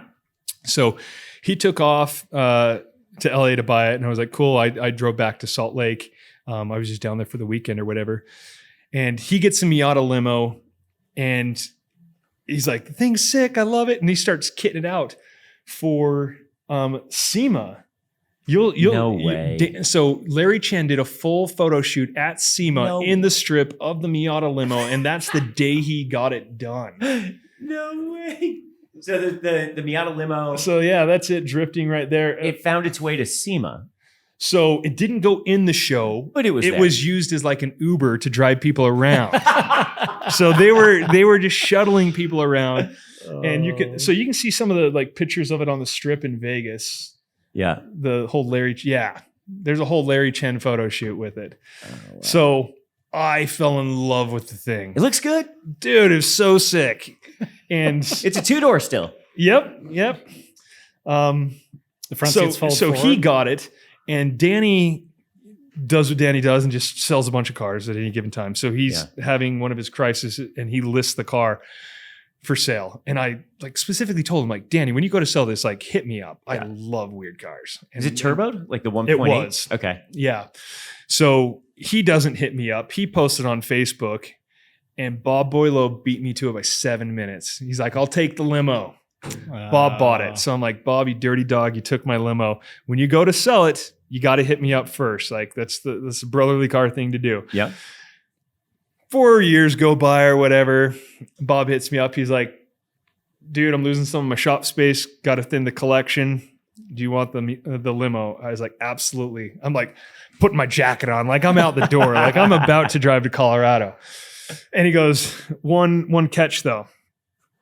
I go, okay, what's that? He goes, you got to buy my other Miata too. The 2DM? The 2DM. Yes. And it was like, dude, I would have bought it anyway. Thank you so much. Man, that's so amazing. I had to borrow a trailer that was long enough to fit that freaking wiener dog and a whole nother Miata on it. So I ended up buying the 2DM and the Miata limo at the same time. Had no intentions that morning of waking up and buying either of them, and ended up having to buy both of them. But don't regret it. Still have both cars. This is They're like your rad. wet dream, James. I had a lifted Miata too that I sold. I still own those two. Well. Yeah. Sold the lifted one recently. And I don't like traditional Miatas. I like weird Miatas. You know, traditional Miatas are great. I'll go do laps in a traditional Miata all day long. But the amount of fun I've had both in the limo, yes, my kids, that's their favorite car. I have an RWB Porsche. Which is amazing. Right. I was Bro, the RWB. I saw that. That's what my daughter wants when she turns 16. You're taking her to the prom in that. I love it. So the kids love that car. Take it to the school for the car wash days and everything. So the kids love it. It's and I'll probably never get rid of it. It's just a super kind of neat car to have. But yeah, that one's sticking around for a while. And then the 2DM I brought out for employee party. Put studded tires on it in the snow, and we did couples. So you and your wife, you go out. And we did because all the guys are motorsport guys. So like, of course we're going to be like into it. But it's like, what if you just get stuck with somebody you live with, you know? Right. And so we just put their significant others in the car, and we did a little snow racing competition. It was one of the most fun things ever. Sounds amazing. And you just hear people turn left, no brakes, just screaming because they think communicating at each other like a traditional couple in Walmart is going to be the most functional way to and navigate these issues. And it's a manual. Yeah. So you have to assume that they know how to drive a manual transmission. Oh, that's so the 2DM is awesome. And I need to find a good reason to pull it out and do an event and do a little shootout like that. Cause it's just one of those things like, that's why I got into cars. It's that fun and that culture and that camaraderie. And you gotta have a little spice of competition in it. But yeah, it's pretty special Miata lineup I got there. Oh, I love it. Sad about what you're doing. It's super cool. I appreciate it. It's been a long journey. It has, man. It's kind of weird to look back. Like life is 10 years old this year. Yeah. It's kind of weird to not be in it in the same capacity, but I'm so happy with what strides that Sierra's taken that I can grow up and move on. Well, you've been consistent. Yeah. Like even though you've gone from A to B to C, you've always moved in a very consistent direction. And it was that commitment at a young age that I remember the place that I was standing at Sebring in the paddock, watching the brand new Porsche RSR. Well, I was only around the Cup cars. The RSR wasn't out yet. Yeah. The very first RSR just flew air freight into Atlanta the night like before, thrown on a truck, driven to Sebring like through the night so they could be there for testing. Like unbelievable. I'm watching this car come out and it's just idling. It's going down on the lift gate. Mm-hmm. I'm looking around like, people do this as their career for like the rest of their lives. This is wild to think that like you can do this. Yeah. And I was 23 years old. I committed. Like that's my race number is 23. Is like, this is my life and it's going to be for the rest of time if I can make it work long enough. And it took years to get off the dealership's nipple, right? To where I can make the transition into racing full time. And it took time. And then it's consistency. Like you said, it's just super key to remain in this place and build the wisdom over long periods of time and be relentless about learning from others, because I can take somebody's 10 years of experience and they can water it down and get me a master's degree in automotive engineering in a weekend, just with all that they know and all the knowledge that they can share. And there's no shortage of people willing to share that knowledge for the people willing to take the time and ask the right questions and shut up when it's time to shut up and listen and take the time to educate yourself to come back and ask the right questions. Like all the answers are there. Like I started before there was Google, right? You didn't have answers to things. And then enter the forum era, which I just thrived on that information. I was being in the Subarus, and so the NASDAQ forums were just thriving. And there's so much good information out there. We're not pioneering anything for the first time. The rules have been written, and we're just repackaging and doing it again under the new and current circumstances. So realizing that if I consistently stayed in this place and worked towards doing the thing that I wanted to be doing the most, which was driving, and now in turn sharing that driving experience, like I wouldn't lose. It would just maybe take me longer to get there, But I look at just what's happened over the past decade. Like, I've had a lot of losses. I've had a lot of headache, a lot of lost hairs, and bad things have happened. But holy crap, I look at some photos on my phone, like I forgot I was even at this race and did this thing. Like, it all has been a blur, but I'm so grateful and so thankful for every opportunity that I've had. Even the race teams that I work for free, just to get the experience. Like, people are like, oh, I wouldn't go work for free, do that. Like, dude, I met the next big person in my career that gave me the next big opportunity because I went and worked for that race team for free. Mm-hmm. Like, I get it's not good practice for everyone, but it opened up other doors that other people weren't willing to take the risk to go and work for a particular team to build a relationship that might create your next opportunity. I've had plenty of talented people that have worked within LYFE Motorsport that have no aspirations to socialize outside of the shop. You can't build long, meaningful relationships if you're only going to show up to the shop and just do what you're paid to do. That's a lot of mechanics, honestly. It is. Unfortunately. It is. And it's fine. It's a grind, man. It's a very, very tough thing. But I knew if I wanted to get the most out of it, I had to build my network soon and do it through high quality relationships. And you'll realize that people don't pass you off to the next person if you haven't been good to them in the beginning, right? Mm-hmm. They're not going to pass you through. Everybody's a little bit of a filter. But if you take care of this one person and do the thing, you have open Rolodex, right? Yeah, you need a favor in the middle of Florida. I have a guy, right? And those relationships happen after hours. They don't happen because I aligned your car that one time. It's because I went out with your family to dinner, and I paid, kind of mm-hmm. thing. And you thought that was a really cool thing. And your wife wasn't used to other people paying for your family's dinner. Yeah. Like, it was those types of things that ultimately led to way more opportunities and success than any millimeter of alignment that I got right. Well, the world's too small to burn bridges. Yeah. It's just, you just can't do it. Yeah, especially the motorsport community. It's very, very tight knit. By the time you get to this position in life where you're able to play in this field, it's like, you don't last very long. Yeah. If the bad seeds don't last very long, you can trick a couple people, get a couple cars through the shop, but you can't do it for a decade, right? Right. And then the meaningful relationships, like meaningful, genuine relationships where, like that thing with Kyle. I didn't know Kyle from anybody. Now he's like my best friend. He's like a father to my children. He's become that type of friend in my life. And no money is exchanged between us. It's just like, hey, do you want to do this race? Like, oh, you raise some money, I'll raise some money. Like, oh, we didn't make it, not enough money. Cool. We'll try again later. It's like, it's a true friendship. He understood that I had a business to run and bills to pay and stuff, and I'm in a different spot than I was there. But creating that meaningful relationship wasn't like to better the business. It was to create more meaningful relationships in the space that I wanted to be in the most. And now it's become one of the best friendship relationships, completely non-business related that I have in my life. And there's a lot of people like that. You just got to go out and forge it. And it's silly that a simple thing is just like, oh, we both like cars together. Like, oh, really? You guys just like cars together? That's kind of weird, sharing hotel rooms and stuff, traveling a lot. I mean, it's that way with, a lot of things, right? Like golf or racing. What's that common thing that brings it together? But what the other sports don't do is trauma bond. Mm-hmm. Motorsport does it, man. Yeah. I've been in tears at the racetrack more than once. And I have as well. Yeah. It's just a miserable place to be. And you have these highest highs and lowest lows that golf doesn't do. It doesn't make you feel like a superhero.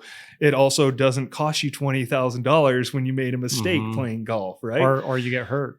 Or the physical aspect of it, right? And so I was working with some of the Black Rifle coffee guys. And they're like, we love motorsport and the team aspect of it because it's the closest thing to camaraderie and teamwork that we've experienced outside of the military. Wow.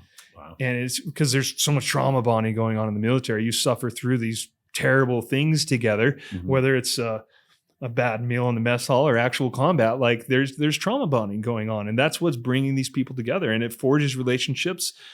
Some negatively, some positively, but motorsport does that. And it takes people to their ragged edge, and nobody's making all fiscally conservative, decisions in the motorsport paddock, right? There's a lot of passion behind it, and you can't just go out and form those type of relationships, over a round of golf or some bowling buddies or stuff like that. They don't take you to that level.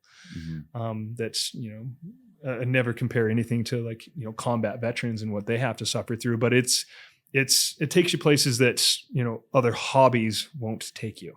I actually love that it keeps me in shape. It keeps me like pushing, because I know that if I don't stay down, if I don't keep pushing, then I'm just going to get fat and slow. Yeah. You just need one good reason, right? Yeah. That's it. Like I once I got out of my 20s, I was like, oh, you have to try? Yeah, right. Damn. Krispy You're Kremes. you're a big runner, yeah. I am now. Yeah, you're a marathoner. Saw that I on am the gram. I am a marathoner. So, and Kyle was running half marathons, and I was like, you're an idiot, dude. That's the stupidest thing ever. Marathons are dumb. You couldn't hold a gun to my head and make me run a marathon. Yeah. And, just wanting to preserve my youth, keep up with my kids, stay in good shape. And what ultimately pushed me towards running is you can do a lot of it in short periods of time, a lot of exertion. Yeah. I'm a bicyclist. I grew up racing BMX bikes, working at a bike shop. I can put on the spandex, ride a road bike. Dude, you can ride for 4 hours and it's like an okay workout. It's not, it doesn't like take it out of you. You run for a solid hour, like really push, like that's a lot that it exerts. As I've gotten more busy in my professional life and family life, I don't have 4 hours to go work out all the time, right? And keep it consistent. So I defaulted to running. I got 30 minutes. I got an hour. Yeah. 30 minutes. Yeah. That's exactly what I said. I said, you ever get your screen time report on a Sunday morning and you're like, I am disgusted with myself. I am disgusted. I can't say I don't have free time to do anything. So I got screen time reports and I'm like, I got winded running up the stairs to my office at LYFE one day. I'm like, I just went up 2 flights of stairs and I'm like, nope, that's not a thing. So I dedicated 30 minutes. And the only thing that you can do and get a decent workout in 30 minutes was start a walk, then a jog. And then the house I moved into had a great hiking trail like in my front yard.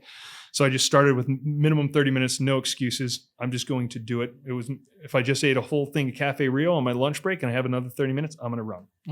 And you can do it anywhere. Anywhere. There's no excuses on a run. And I was like, it kept me accountable, right? I couldn't, go to the gym, do this thing. I'm out of protein powder. Like, there's a million excuses. Yeah. It's really hard when all you just need is your Lamborghinis, And it's so important just to move every day. Yeah. Right. Just break a sweat. Yep. You don't have to kill yourself. Just break a sweat. Dude, that's it. And so I was like 30 minutes and that's what it started as. And competitive Cole, we go a little bit faster, a little bit further. Like, why don't I run a marathon? And so I was like, okay, well, I'm going to run one. I got to go sub 4 hours because that just sounds cool. You're like, my knees still feel good. Let's ruin them. Yeah. Let's ruin this. But I love hiking. I love being in the mountains. So like trail running, not the competitive style, but maybe it will be in the future. I love being in the mountains. Is like my favorite place to be. So hiking is really what I want to do. And there's ultimately this goal that I want to do on the hiking side of things. That is my Pikes Peak. It's my Everest of the mountains. It's called the Whirl. Yeah. You familiar with the Whirl? Oh yeah. It's gnarly. That's no joke. No joke at all. I know very good athletes who have tried and failed. Yeah. That's how I know it's gnarly. Yep. But the Whirl is, where do you start? You start in my neighborhood. At Granger? No. Ferguson Canyon. At Ferguson. Okay. Yeah. So I live in between Big and Little Cotton Canyons. I always loved the mountains since I was a kid. It's just like, it's my place. And so once I found out about the Whirl, I was like doing some basic hiking and I was like, oh, that's the gnarliest thing ever. Like, ever. I've been up to like one of the 21 summits at that point in my life. Yeah. Now I've done every section of the Whirl, just not consecutively. Yeah. And through training runs and stuff like that. But my goal is to do the Whirl. And so just complete it right in one go. And the marathon was the foundation for the Whirl. I thought if I can finish a marathon in April, I might be able to do the Whirl this September. So I'm going to try to do that. And that's like my not motorsport thing. Well, good luck. Hopefully I can just do it in the next 2 years. But I'm in good shape in the weather window. If it's there, I've got like between September 10th and like the 21st. Where you're here and you can just I've got a window. Yeah, and so I'll be training a lot for that. But the idea was not that I wanted to do a marathon, that a marathon would give me the confidence that, hey, I have this baseline fitness level to then go and do this thing that I actually care about. But I don't like running. I don't know if maybe some people do. Like, I like exerting myself, but I'm not like, oh, I love to run and to hang out at the running store and buy the latest sweatbands and stuff. Like, No, I don't care. This is not. Yeah. I don't need that. I like that it keeps me in shape in short periods of time. But when it comes to like the mountaineering aspect of it, rock climbing, trail running, I do love that. Right? Yeah. I really do love that. So that's where I'm like, that's where I'm gonna get. This was just to prove to myself I could do this first step before I tried harder things. You know? Awesome. Yeah. Awesome. So you've done sections of the world? No. So a good friend of mine was like, I'm doing the whirl. I'm going to need some help. Yeah. Just meet me at a certain area. Yep. I'm like, whatever you need, buddy. He's Yeah. like, I need you at about 5 a.m. at the top of Superior. Yeah. And I'm just like, there's nothing else. There's no parking lot prep that you need.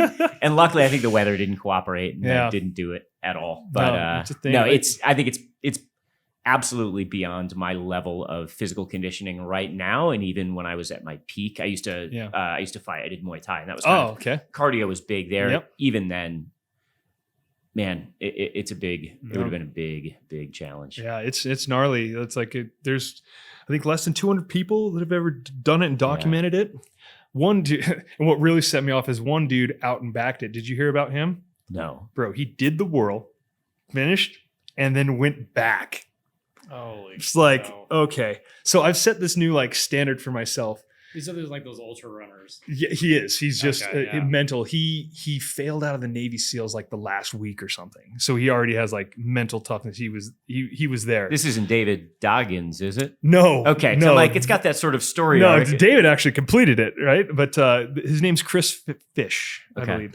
And Colorado guy, ultra runner, super stud. And yeah, he's known in the circles as like one of the baddest mountaineering dudes out there. So he came out and he had done it before, and then he out and backed it, and like in like Intentionally. yeah, Like that was the plan all along, or he got there and was like, from what I hear, he got there, it was like, I think I'm going to go back, because he had his like support team and he's with badass athletes and stuff. And so they were, running him water to the different spots, but it took him like 64 hours or something like that. Holy cow. mind blowing, Dude. what people can do. So he said he'd stop and take like a 7-minute nap Mhm. for a second. Just, okay, time to get going. No. And so I've set this new benchmark for myself. If you take the best athletes in the world, nobody's done a sub 2-hour marathon, right? They're getting close. Yeah. So I was like, I just have to beat the 4-hour mark. If I can be half as good as them, Yeah. So take their time, double it. yeah, and beat that. And if I'm half as good as the best, that's good enough for me in this space. Yeah. And so my goal with the whirl is be half of Chris's time. Okay. Which You is know. what? It'll be like, I expect it to take me like 32 hours. Yeah. Well, and if I could go sub 30 hours, great. That means I got my fitness to the right spot and I really had scoped it out. But it's not just like trail running, you're moving, like it's rock climbing. There's like it's gnarly ridgeline sections. Like Mhm. you're making some moves that are like life changing. People have Wow. died on the route Wow. doing different sections of it. So it's no joke. And it's a combination of rock climbing, trail running, human endurance, mental strength. It's a whole thing. So if I can do it half the time of Chris, I did my marathon in sub 4 hours, I can do the whirl and, half of Chris's 32. time. And then there's the Manitou incline. It's like 2,000 feet of elevation gain in like a mile's distance in Colorado Springs. Mhm. So some French runner did it in a wicked fast time. And so he did it like 17 minutes. So I'm trying to do it in 34 this spring is like part of my lead up. Does Red Bull still do the sprint up the Nordic jump landing? It's got a name. Do you know what I'm talking about? Yeah, I do know what you're talking. I don't know if they still do it. Yeah. That was They a did that thing. for a couple of years. I don't know. I feel like Red Bull does things. We'll try anything for a couple of years. Yeah. And then put it to bed, see if it comes back. I want Yeah. him to bring back that not the Crashed crashed ice? ice, not the ice race where they had the trophy trucks on Yep. the snow. Oh, I loved that. Oh, that was Yeah. Sick. It was like the Todd And- LeDuc days. Yeah, everybody wants that back. Yep. So I bet that comes back at some point. I know I have a buddy in Aspen that runs an ice racing track, and he said somebody from X Games was talking about something like that because X Games was in Aspen last year. So some was a motorsport fun stuff race. may come back. Fit in well with that. Yeah.